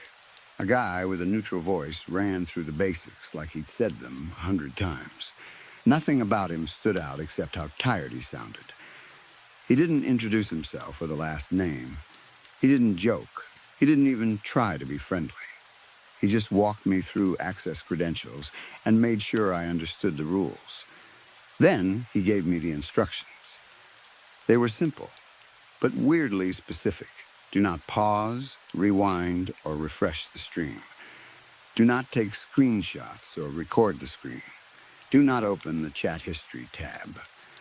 Remove any message that appears to reference future events. That last one made me sit up. Future events? I asked. Like spoilers? There was a short pause on his end, like he'd expected the question, and had already decided how he'd answer it. He said something about test data getting injected into the chat. He told me sometimes the system pushes predictive or scripted text into internal streams. Just remove anything that looks like it's describing something before it happens. He said it like it was normal, like it was a technical nuisance and nothing more. I thought he meant a planned script. Or a stage stream where the chat was part of the experience, like some fake haunted live stream or magic trick where the chat guesses what's coming. People love that stuff. They love feeling like they're in on it. I signed the standard enda. I agreed to the rules. I clicked the checkboxes. I told myself I'd do the shift, get paid, and log off. Then the stream loaded. And it was boring. A fixed camera pointed at a room. It looked like an ordinary apartment living room. Not fancy, not staged, a couch against one wall, a coffee table, a door in the back, one lamp turned on, throwing a small circle of warm light. The rest of the room faded into darker corners. There was no sound except a faint hum that I assumed was a fan or a refrigerator somewhere off camera. No people, no movement, no music, no voice. The chat panel was empty. I waited, expecting something to start, a person to walk in, someone to test audio, anything. But the room stayed still. After 5 minutes, I started feeling annoyed. After 10 minutes, I started feeling uneasy. An empty room on a fixed camera is never comforting once you've spent enough time online. It's the same setup you see in a lot of found footage garbage, grainy, quiet, waiting for something to happen just outside the frame. I shifted in my chair and checked the time. I told myself this was just a slow start. 4 hours wasn't that long. I could handle 4 hours of nothing. At around 20 minutes, a message appeared. Door opened soon. It didn't look like a normal user message. There was no username, no icon, just gray text, plain and simple, sitting in the chat like a system notification. I hovered over it. My first thought was, okay, this is the test data he mentioned. So I removed it. About 10 seconds later, the door in the stream opened. Just a crack at first, then wider as if someone had pushed it. No one stepped in. It hung open for a second, then closed again. I stared at the screen, feeling my scalp tighten. I told myself it was scripted. It had to be scripted. Someone behind the scenes opening the door to mess with the feed. This was exactly the kind of cheap thing people do to make an empty room feel tense. Then another message appeared. Lamp turns off. I removed it, almost automatically, because that was the job. The lamp went out. The room dropped into shadow, lit only by faint ambient light from somewhere I couldn't see. The corners became deeper. The door became a black rectangle. A third message appeared. Something moves behind couch. I removed it. A soft shuffle sounded through my speakers, faint but real, and the edge of the couch shifted slightly, like someone had bumped it from behind. My stomach went cold. It wasn't that any single thing was terrifying. A door opening could be air pressure. A lamp turning off could be a timer. A couch shifting could be an animal. But the timing was too clean. The messages weren't reacting to the stream. They were announcing it. And every time the message appeared, the event followed. It kept happening. Small sound from kitchen. I removed it. A faint clink like glass touching glass. Door opens again. I removed it. The door opened, slower this time, and stayed open longer. A shadow crosses the wall. I removed it. A shape passed through the darker edge of the room. Not clear enough to identify, but enough to make my chest tighten. At around the 1 hour mark, I got distracted. It sounds ridiculous, but when you stare at an empty room for long enough, your brain starts looking for anything to chew on. I glanced down at my phone for a second. I didn't scroll, I didn't text, I just checked the time again. When I looked back up, a message was sitting there. Door opens. I didn't delete it right away. It sat there on the chat panel like it was waiting to see if I would obey. Nothing happened in the stream at first. 10 seconds passed. 20. My body started to relax slightly, like it had been holding a tension it didn't want to admit. I almost felt smug, like I'd proven it wasn't real, that it was just a glitchy timing coincidence. Then, about 30 seconds after the message appeared, the door opened. Not a crack, not a gentle swing. It opened wide, like someone had yanked it, and stayed open. My mouth went dry. I sat forward, eyes fixed on the doorway. Nothing stepped through. No footsteps, no voice. Just the open door, showing a slice of darkness beyond it. I stopped deleting messages immediately and started timing them. If this was some technical issue, I needed data. If it was a prank, I needed evidence. I opened a notepad on my computer and wrote down the message time and the event time. Then I did it again and again. Every single message came true, but always after a delay. The delay wasn't perfectly consistent, but it hovered around the same range, roughly 20 seconds. Sometimes 15, sometimes 30. Enough variation that it didn't feel like a simple pre-recorded schedule, but enough consistency that it didn't feel random either. That's when something clicked in my head. The chat wasn't reacting to the stream. The chat was ahead of it. And this wasn't even supposed to be public yet. It was internal. Who was typing those messages? Where were they coming from? How could they know what would happen in the room before the camera showed it? I wanted to get angry because anger would have felt safer than fear. But there was nothing obvious to direct anger at. The onboarding had told me about predictive chat. The rules had warned me. And nothing truly impossible had happened, at least not yet. Just an unsettling pattern. I told myself it was preloaded logs, test simulations. Some kind of delayed feed mismatch where the chat was pulling from a slightly later timestamp than the video. I tried to imagine a technical explanation that didn't require anything supernatural, because the moment you allow your mind to say supernatural, the world becomes too big and too dark. Still, I couldn't stop thinking about the rule. Do not open chat history. I wanted to take a picture. I wanted proof, even if it was just to show myself later and say, see, it was real. It wasn't you. I didn't care about the no screenshot rule anymore. I wanted something to anchor me. So I did the one thing I was told not to do. I opened the chat history tab. I expected a log, some normal scroll of past messages, maybe a few test injections, maybe previous moderators' notes. I expected something boring. Instead, it was a long list of messages, hundreds of them, maybe thousands, just line after line describing events, all in that same gray text with no usernames. Most of them were about the room, which was ridiculous because the room barely changed.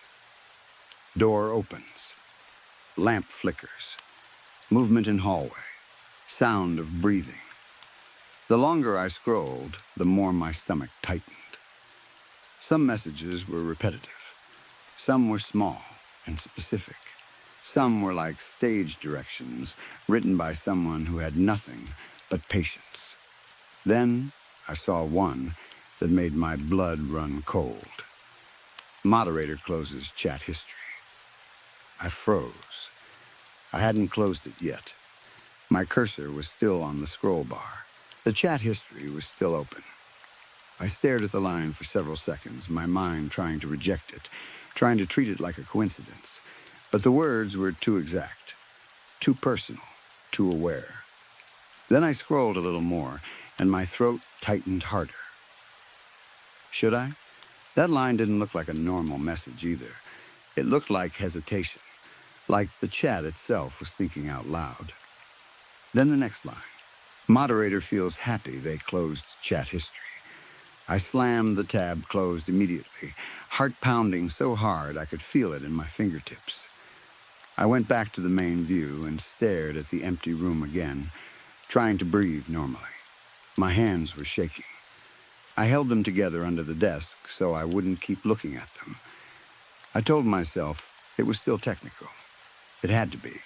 Scripts can be written to respond to user behavior. Someone could be monitoring me in real time. It could be a psychological test. Companies do weird experiments. I reminded myself my webcam was covered. If this was meant to scare me, at least they couldn't see my face. At least they couldn't watch me panic. A new message appeared in the live chat. Moderator checks behind him. I stared at it and didn't move. I didn't delete it. I didn't even blink much. I kept my eyes on the screen on the empty room, refusing to play along. Nothing happened in the stream. The room stayed still. 10 seconds passed. 20. 30. Then another message appeared. Too late. My entire body reacted before I made a conscious choice. I turned so fast my neck hurt like my muscles were trying to outrun my brain. There was nothing behind me. Just my office, my chair, a closed closet door, a pile of laundry I'd been meaning to fold. Normal, boring things. That's the worst part about fear like that. Sometimes you want there to be something there. If there's something, you can point at it. You can fight it. You can run from it. When there's nothing, you're left with the feeling, and the feeling is harder to escape. I laughed, an ugly sound that didn't feel like humor. It felt like my body trying to release pressure. I turned back to the screen and forced myself to focus on the stream again. The door in the room was open now, and beyond it, there was a hallway. I hadn't seen a hallway before. I swear I hadn't. The door used to open to darkness, like it led to nothing, or like the camera angle didn't allow you to see past it. Now I could see a stretch of hallway wall, dimly lit, like the house extended farther than it had a few minutes earlier. My skin prickled. A message appeared. It looks at the moderator, too. I swallowed hard, eyes fixed on the doorway. Another message. It leaves the room. Slowly, something passed the doorway. Not fully into the room, just past the opening, like a shape moving in the hallway beyond. I couldn't tell what it was. I couldn't see details, but I could tell it was tall. And I could tell it moved with purpose, not like a person wandering, but like something that knew the space. Then it was gone. No footsteps. No sound. The door stayed open. The room stayed empty. No more messages appeared after that. The chat panel went blank, like it had never been used. I sat there for what felt like an hour, staring at the same empty room, waiting for something else to happen, waiting for another message to tell me what I was about to see. Nothing came. The quiet became unbearable, like being trapped in a room with someone who refuses to speak. At exactly 4 hours, the system logged me out automatically. No warning, no shift complete message, just a clean logout, like it wanted to end the interaction as quickly as possible. I sat there staring at the login screen, my heart still racing. Then I stood up and turned on every light in my house. I walked through each room, checking corners, checking behind curtains, checking the closet. I felt stupid doing it, but I did it anyway. I told myself I was just shaking off stiffness from sitting too long. I told myself I was being practical. I didn't sleep well that night. I kept waking up and listening to the house. Every small sound made me sit up. Pipes settling. Wind against the window. My own breathing. The next night, I tried to convince myself it was over, that it was just a weird job, a weird internal test, a prank, anything. I opened the notepad file where I'd written the delays, thinking maybe if I looked at the data, it would feel less scary. Numbers are safer than images. Timing is safer than a shape in a hallway. The file opened. At the bottom was a line that I did not write. Moderator rereads notes. I stared at it, frozen, fingers hovering over the keyboard. Under that line was another. Turns around again. I felt my neck tighten. My skin went cold. My brain screamed at me not to do it. Because the moment I turned, I would either see something or I would prove to myself that I'd gone insane. My chair creaked as I slowly rotated. My window was wide open. I know for a fact it had been shut. It was winter, and I'm careful about locking up. I'm the kind of person who checks doors twice. I'm the kind of person who hates drafts. I don't sleep with windows open. I don't even like leaving them cracked. But there it was, open enough to let in cold air, open enough to let in anything else that wanted to come through. I crossed the room in 2 steps and slammed it shut so hard the glass rattled. I locked it, then checked the lock again, like the second check could make it more true. I stood there, breathing hard, listening. Nothing. No footsteps on the floor behind me. No voice. No whisper. just the quiet of my own house and the wind outside, and the horrible awareness that the quiet didn't mean safety anymore. It only meant whatever was playing with me didn't need to make noise to be close. I don't moderate anymore. I don't take gigs. I don't even log into my old dashboards. I shut down the apps, deleted the shortcuts, changed passwords I didn't need to change. People have asked me why I quit, and I've given them simple answers. Burnout, stress, wanting a change. I don't tell anyone the real reason, because I don't have a sentence that makes it sound sane. All I know is that I accepted a job that said I'd be cleaning a stream before anyone else saw it. And somehow, in a chat box that wasn't supposed to be public, something saw me first. Story 5. My friend Elliot can see ghosts. That's what he's always said, anyway, and for most of my adult life, I've carried the idea the way you carry a weird fact about someone you love. You don't bring it up in public. You don't use it as a fun story. You keep it in your pocket because it belongs to them, not to you. Elliot's version of the world is crowded. According to him, we walk around in a city that is already full. And then, layered on top of that, is another city made of dead people who never moved on. They don't float like in movies. And they don't come with dramatic chains or hollow moans. They look like people who forgot to leave. He says most of them don't even realize they're dead. Or they do realize, but they're stuck in a loop, repeating a feeling or a thought until it's all that's left of them. The worst part, he told me, is that the spirits know he can see them, so they crowd around him.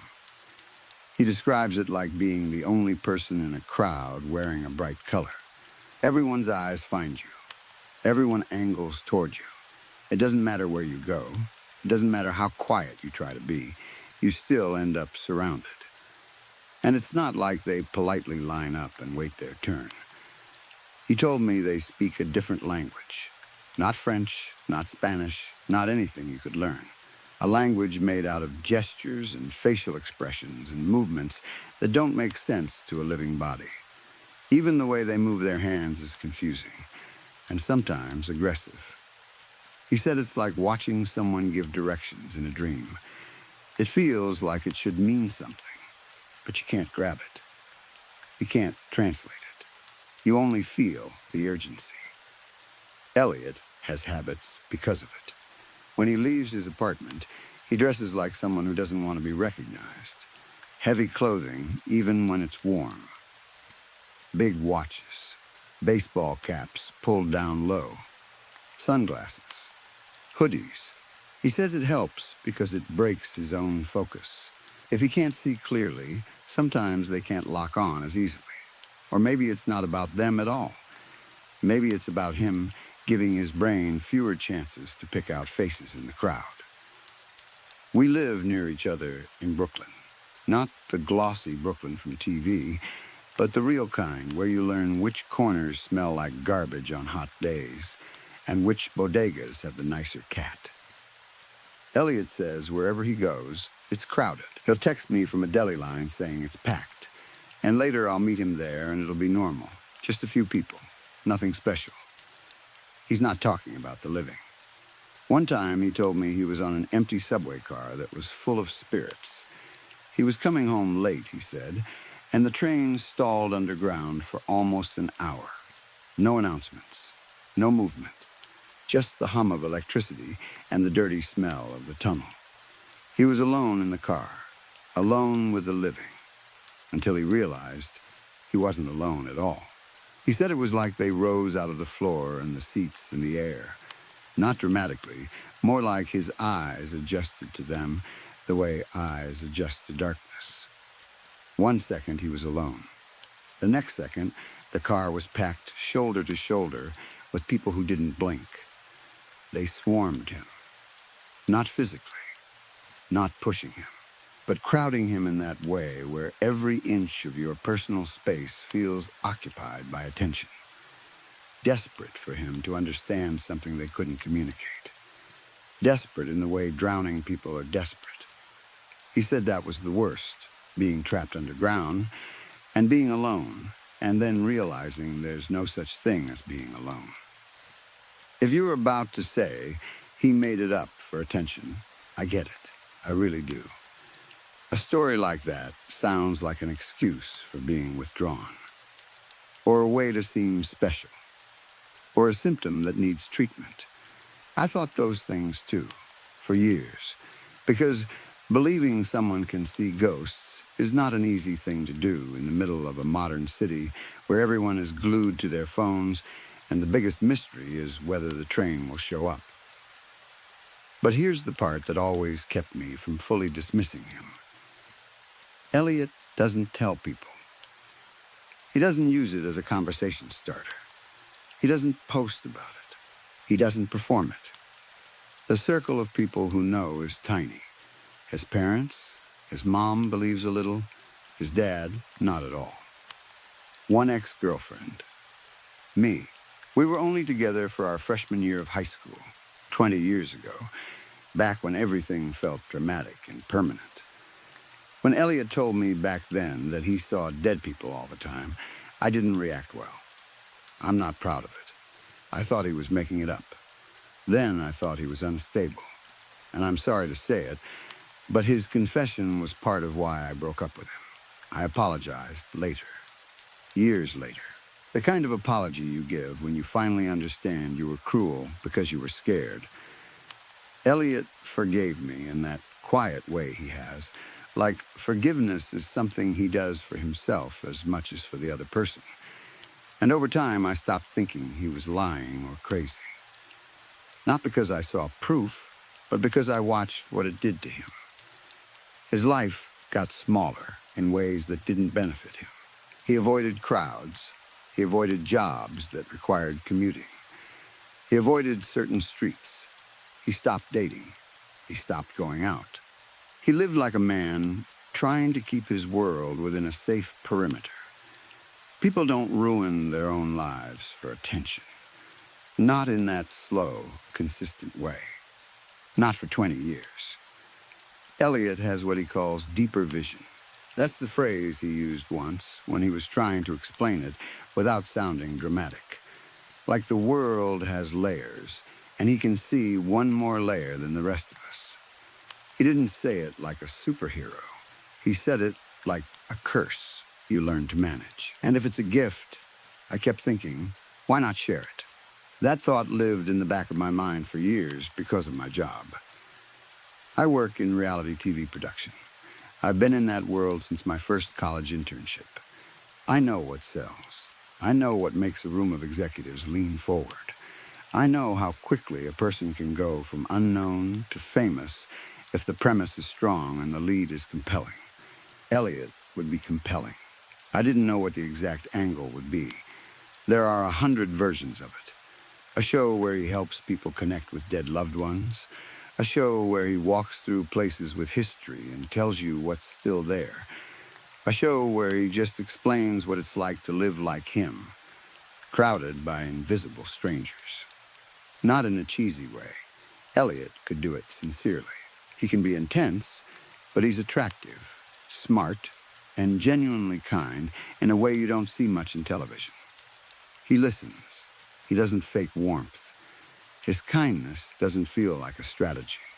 He'd be the kind of host people trust immediately, which matters more than any format. I could sell an Elliot show in a second. I knew I could. But for years I didn't. Partly because I respected him, and partly because I told myself I did. Elliot always said absolutely not when I brought it up. He didn't even like talking about the ghosts with me, and I was one of the only people he let close. He would shut down, go quiet, change the subject. Sometimes he'd get irritated, like he hated that I treated his life like a pitch deck. He said he liked his life small. He worked from home as an audio engineer. He lifted weights in his living room. He got everything delivered. He picked his routines carefully to avoid the subway at rush hour and crowded sidewalks.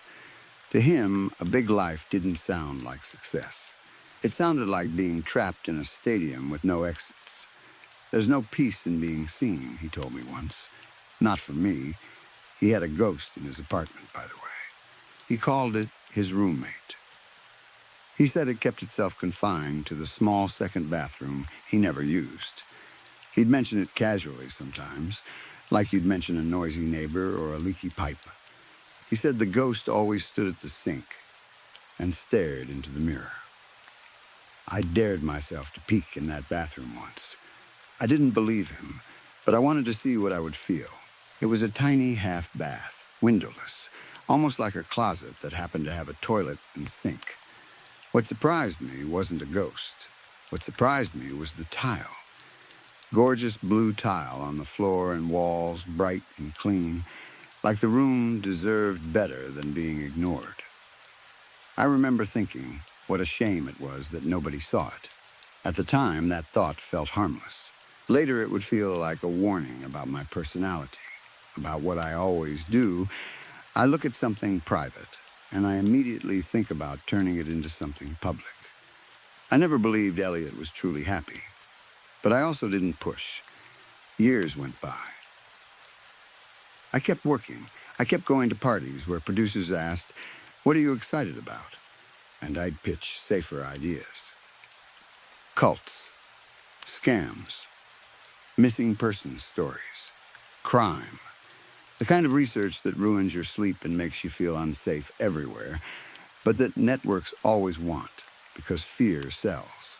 I had dozens of chances to tell someone casually that I had the perfect show and the main character was a friend so I could get full access. Instead, I kept my mouth shut. Then production started drying up. First less work, then lower pay, then nothing. No calls, no gigs, just silence. So when I ran into a producer at a party and he asked me what I had, I didn't have my usual defenses. I didn't have the pride that kept me from desperate ideas. I pitched a few other concepts first, but I could see his attention drift. Then I said Elliot. I expected skepticism. I expected questions. I expected him to laugh. Instead, the producer's face changed. His eyes sharpened, like he could already see the trailer in his head. "Bring him in," he said. Thursday at 4, I suggested a coffee shop to keep it casual. I said it would be low pressure. Then I called Elliot. We were friends who normally texted. We never called. A call meant something serious, and I knew he'd pick up just because I never did it. He answered on the first ring. I told myself Elliot needed this. I told myself he'd be annoyed at first, but once he saw the impact, once he realized he didn't have to hide, he'd rise to it. He'd have a bigger life. He'd have a purpose that matched what he carried. He'd find love again. He'd stop living like he was apologizing for existing. Back then, I really believed I knew him better than he knew himself. I believed my idea of a good life should be his idea, too. What I said out loud was, I sold a show. Meet me Thursday at 3:30 to celebrate. I didn't tell him where. I didn't tell him why. I made it sound like a surprise. A friend's surprise, not a trap. I got to the coffee shop early, nervous enough that my hands kept checking my phone even though I had no new notifications. Through the front window, I saw Elliot walk in, and I saw his eyes widen immediately as he scanned the room. He looked past the customers like he was seeing more than them. His face tightened, then relaxed, then tightened again. For a second, I thought honestly that he was overdoing it, like he knew someone was watching and he was performing. That thought made me feel sick. Because if he was performing, then my entire belief in him was wrong. And if he wasn't performing, then I had just dragged him into a bright public place without warning. Then Elliot's gaze found mine, and he walked straight over like he was only reacting that way, because he knew there was an audience. For a second, it looked fake. And in that exact moment, behind him, the producer walked in early, too. They reached my table together. "You must be Elliot," the producer said, smiling. "I've heard so much about you." Elliot stared at him, and the expression on Elliot's face was sharp enough to make me shrink in my chair. He didn't need to ask what was happening. He knew. He turned that glare on me, and I felt like a child caught stealing. The producer looked at me like he expected me to manage the situation, like I'd promised him I could. In my head, I saw my career hanging by a thread, and I saw my friendship with Elliot snapping in the same motion. I reached for Elliot's hand, trying to anchor him. He let me take it, but his hand was limp in mine, like he was already gone. "It's a show about you," I said quickly. "But hear me out. We work together. You have creative control. It's whatever you're comfortable with, whatever you want." Elliot said nothing.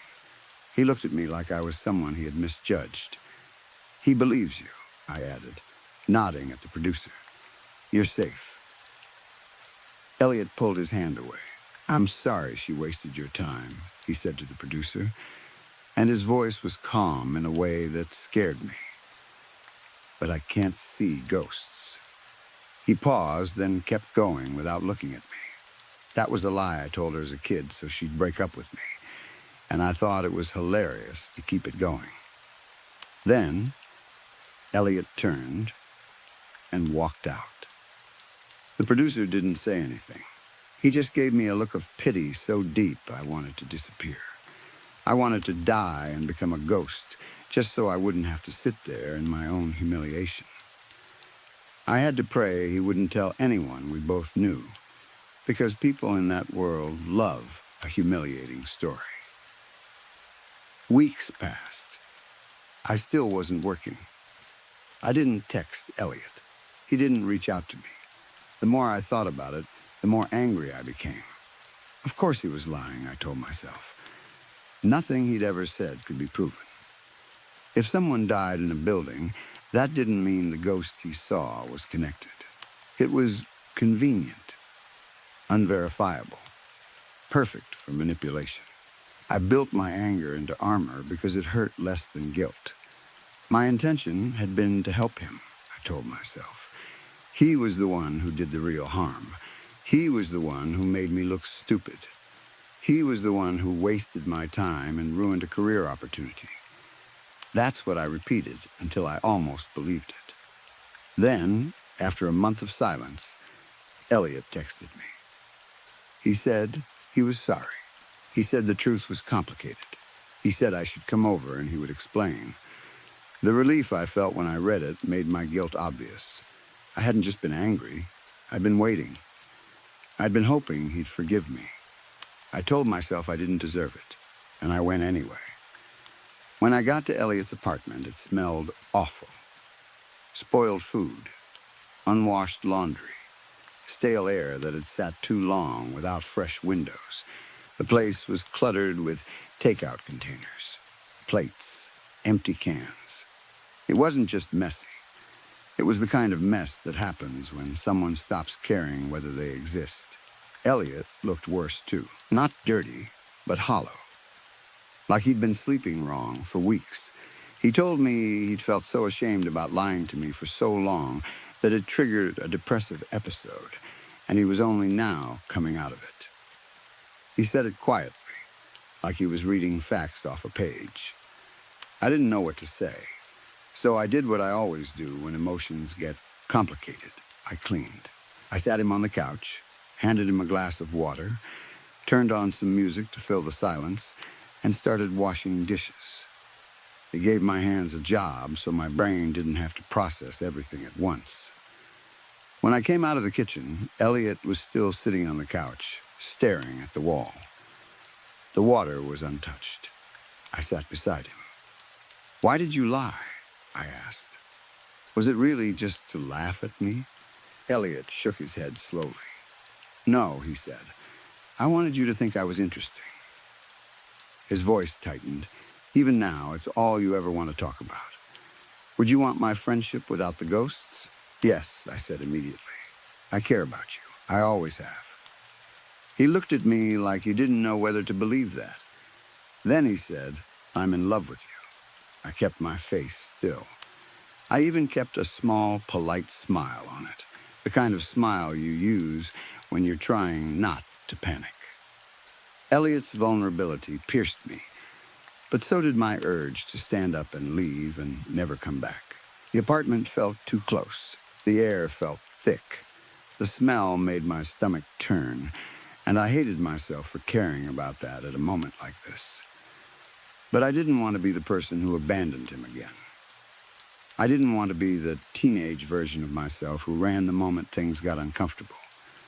That is really flattering, I said softly. But I love you as a friend. Elliot's face fell. He didn't try to hide it. The disappointment was raw, like he'd been holding it back for years, and it finally had somewhere to land. Heat rushed into my face and neck. I needed to escape the moment, even for a minute. I'm going to the bathroom, I said, standing too fast. The room tilted slightly from the sudden movement. Elliot's cheeks reddened. The toilet's clogged in the main bathroom, he said. You have to use the other one. I wanted to say, no worries, please don't be embarrassed, but revulsion climbed up my throat, and for 5 unpleasant seconds I thought I might throw up. Not because of him as a person, because of the smell, the filth, the reality of being in a place that felt neglected by life. But Elliot was watching me, and I forced my face into something kind.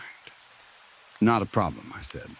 As I walked down the hallway, I remembered all the times Elliot had mentioned the ghost roommate in the second bathroom, how it supposedly stood at the sink staring into the mirror. I remembered my earlier peek into that room, the blue tile, the clean lines, the way it felt unused. A lie, I thought now. Strange, but not dangerous. I told myself Elliot was depressed and weird and lonely, not a threat. Let's watch a movie, I called over my shoulder, trying to keep the mood light. Whatever you want. You mind if it's scary? Elliot asked. Something about his tone made me pause and glance back. But he only looked sad, lonely, like a person trying to pretend this moment wasn't crushing him.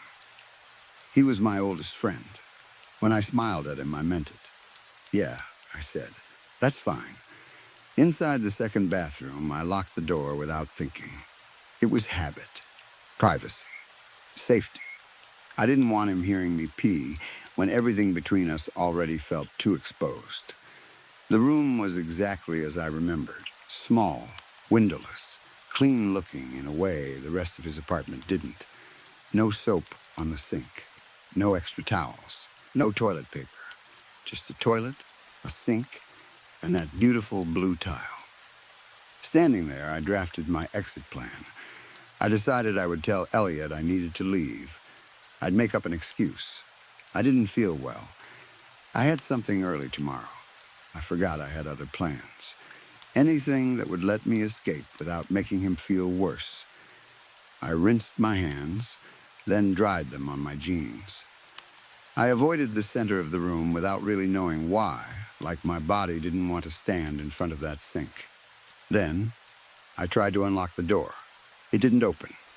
I jiggled the handle, tried again. The lock turned, but the latch didn't move. Hey, Elliot, I called out. I think I'm stuck. No answer. The music in the living room had stopped. Maybe he was choosing a movie. Maybe he didn't hear me. I raised my voice. Elliot? Hello? Can you help me, please? His voice came back low and close, not from the living room, but right on the other side of the door. I was never lying, he whispered. My stomach dropped. I took a step back, realizing he was there, inches away, separated by wood. Then the bathroom lights went out. I gasped. Without windows, darkness in that room was instant and total, the kind of dark that makes you feel like you've been buried. I slapped a hand against the wall, searching for a switch even though I knew I'd just used it. I flicked it. Nothing. Let me out right now. I screamed. It's your fault I'm like this, Elliot said through the door. His voice sounded different, flatter, like he'd decided to stop being polite. You proved I can never tell a woman the truth about my life. Listen, I said, forcing my voice to calm down, because panic wasn't going to help. If I hurt you, I'm sorry, but you have to let me out. That's when I heard something inside the room with me. A thin wail of pain, high-pitched and wrong, like a sound too sharp for a human throat. I froze so hard my joints felt locked. What you hear is audio I designed, Elliot said. Closest I can get to what the ghosts sound like when they haunt me. You were always so curious what it felt like. Now you get to feel it. My breath came fast. I realized there was a faint sliver of light under the door, spilling across my feet from the apartment beyond. I focused on that strip like it was a life raft. The audio runs for an hour, Elliot said. Same amount of time I was stuck underground on the subway. His voice grew quieter. Say hi to my roommate for me. Elliot, let me out, I begged. Please. Then the sliver of light vanished. He'd turned off the lights in the rest of the apartment. The darkness became absolute, like I'd been swallowed. I have never felt darkness like that in my life, not even in a movie theater, not even under a blanket, because those are choices. This wasn't a choice. This was being trapped inside a box with no exit. I clamped my eyes shut, then covered them with my hands. Somehow that made the darkness easier to bear, like if I couldn't see it, it couldn't press against me. I heard Elliot's footsteps moving away down the hall. Inside the bathroom, the high wailing grew louder. Another sound joined it, a heavy thumping, like a body falling downstairs over and over with a wet finality. I pressed my back against the door, shaking, and then, even with my eyes covered, I felt it. The presence of another person in the room. Not the wail. Not a sound. A physical awareness, like someone had stepped close enough for your body heat to sense them, close enough that your skin knows there's a shape in the air. Right next to me. Exactly where someone would stand if they were at the sink, staring into the mirror. I shrieked. My shoulders slammed against the door. My hands stayed over my eyes because opening them felt impossible. Please don't hurt me, I whispered. The speaker noise got louder and more insistent, like the sound wanted to force my mind into something. The wail rose and fell, and the thumping kept hitting its rhythm. I lowered my hands, but kept my eyes closed, and I could see him. That's the part I still can't explain in a way that sounds sane. With my eyes shut, I could see the shape of the man in the room with me, clear enough that I knew exactly where he stood, close enough that if I reached forward, I'd hit him. I couldn't make out details at first. It was like seeing someone through smudged glass, or the way you see something in your peripheral vision even when you're staring right at it. He was there, but he didn't have edges the way living people have edges. My eyes flew open and I screamed, and the ghost vanished.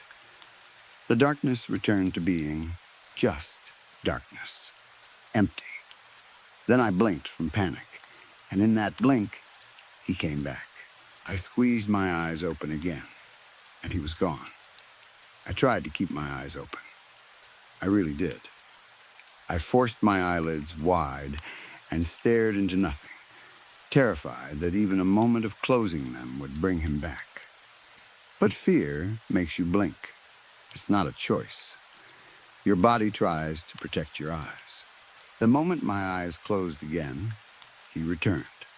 This time, the longer I held my eyes shut, the clearer he became. He was close, inches away, like we were standing chest to chest in a room too small for two people. And then, as if my attention acted like a lens, his face sharpened into focus. He looked ageless, 20 or 50, smooth and faintly glowing, like a person lit from inside. His eyes were kind in a way that shocked me, because I expected hatred. I expected hunger. I expected the kind of expression you see on people who want something from you. Instead, he looked calm. He made a sound, but his mouth didn't move. I didn't hear it with my ears. I felt it inside my body, reverberating up my chest like bass notes in a club. And the strange thing was, to Elliot's credit, it did resemble the high wail coming from the speakers. Like Elliot had captured the shape of it, but not the meaning. And in that moment, I realized something that made me feel sick with shame. Elliot hadn't been completely wrong about the sound. He'd just been wrong about why it mattered. The ghost didn't feel scary as a person. The fact of him was terrifying, because it meant reality had rules I didn't understand, but he didn't radiate threat.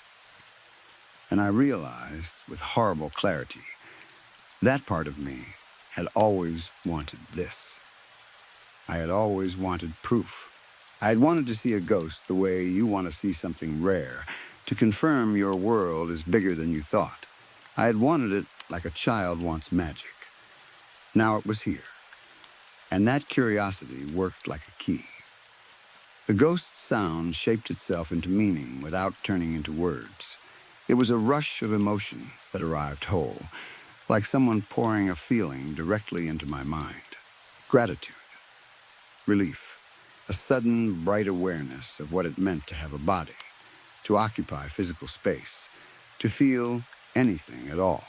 I felt how slippery time was for him, how decades spent in a bathroom could feel like no time, or like forever, depending on whether anyone noticed him. More than anything, I felt delight. Delight that I could see him. Delight that I cared to see him. Delight that for a moment he was not alone in whatever thin existence he had. The horror in me dissolved so quickly, it scared me in a new way. I was still trapped. The wailing still screamed, the darkness still pressed. But inside my mind, there was calm. I swallowed hard. "What do you want?" I whispered, my voice small. The answer came as a feeling, clear and simple. He didn't want revenge. He didn't want my body. He didn't want to hurt me. He wanted a glimpse, a ride on this plane of existence, even if it was only through my perception. He wanted to see the tile, the sink, the mirror, the idea of physical space. It wasn't about Elliot's apartment, or Brooklyn, or the people living there now. It was about sensation, about being witnessed. Hauntings, I understood then, weren't always attacks. Sometimes they were stops on a sightseeing tour for something that can't fully be here anymore. Sometimes it was as simple as a wave hello across a border. So, in the darkness, I smiled, because I couldn't help it. And I lifted my hand, even though I couldn't see my own fingers. I waved back,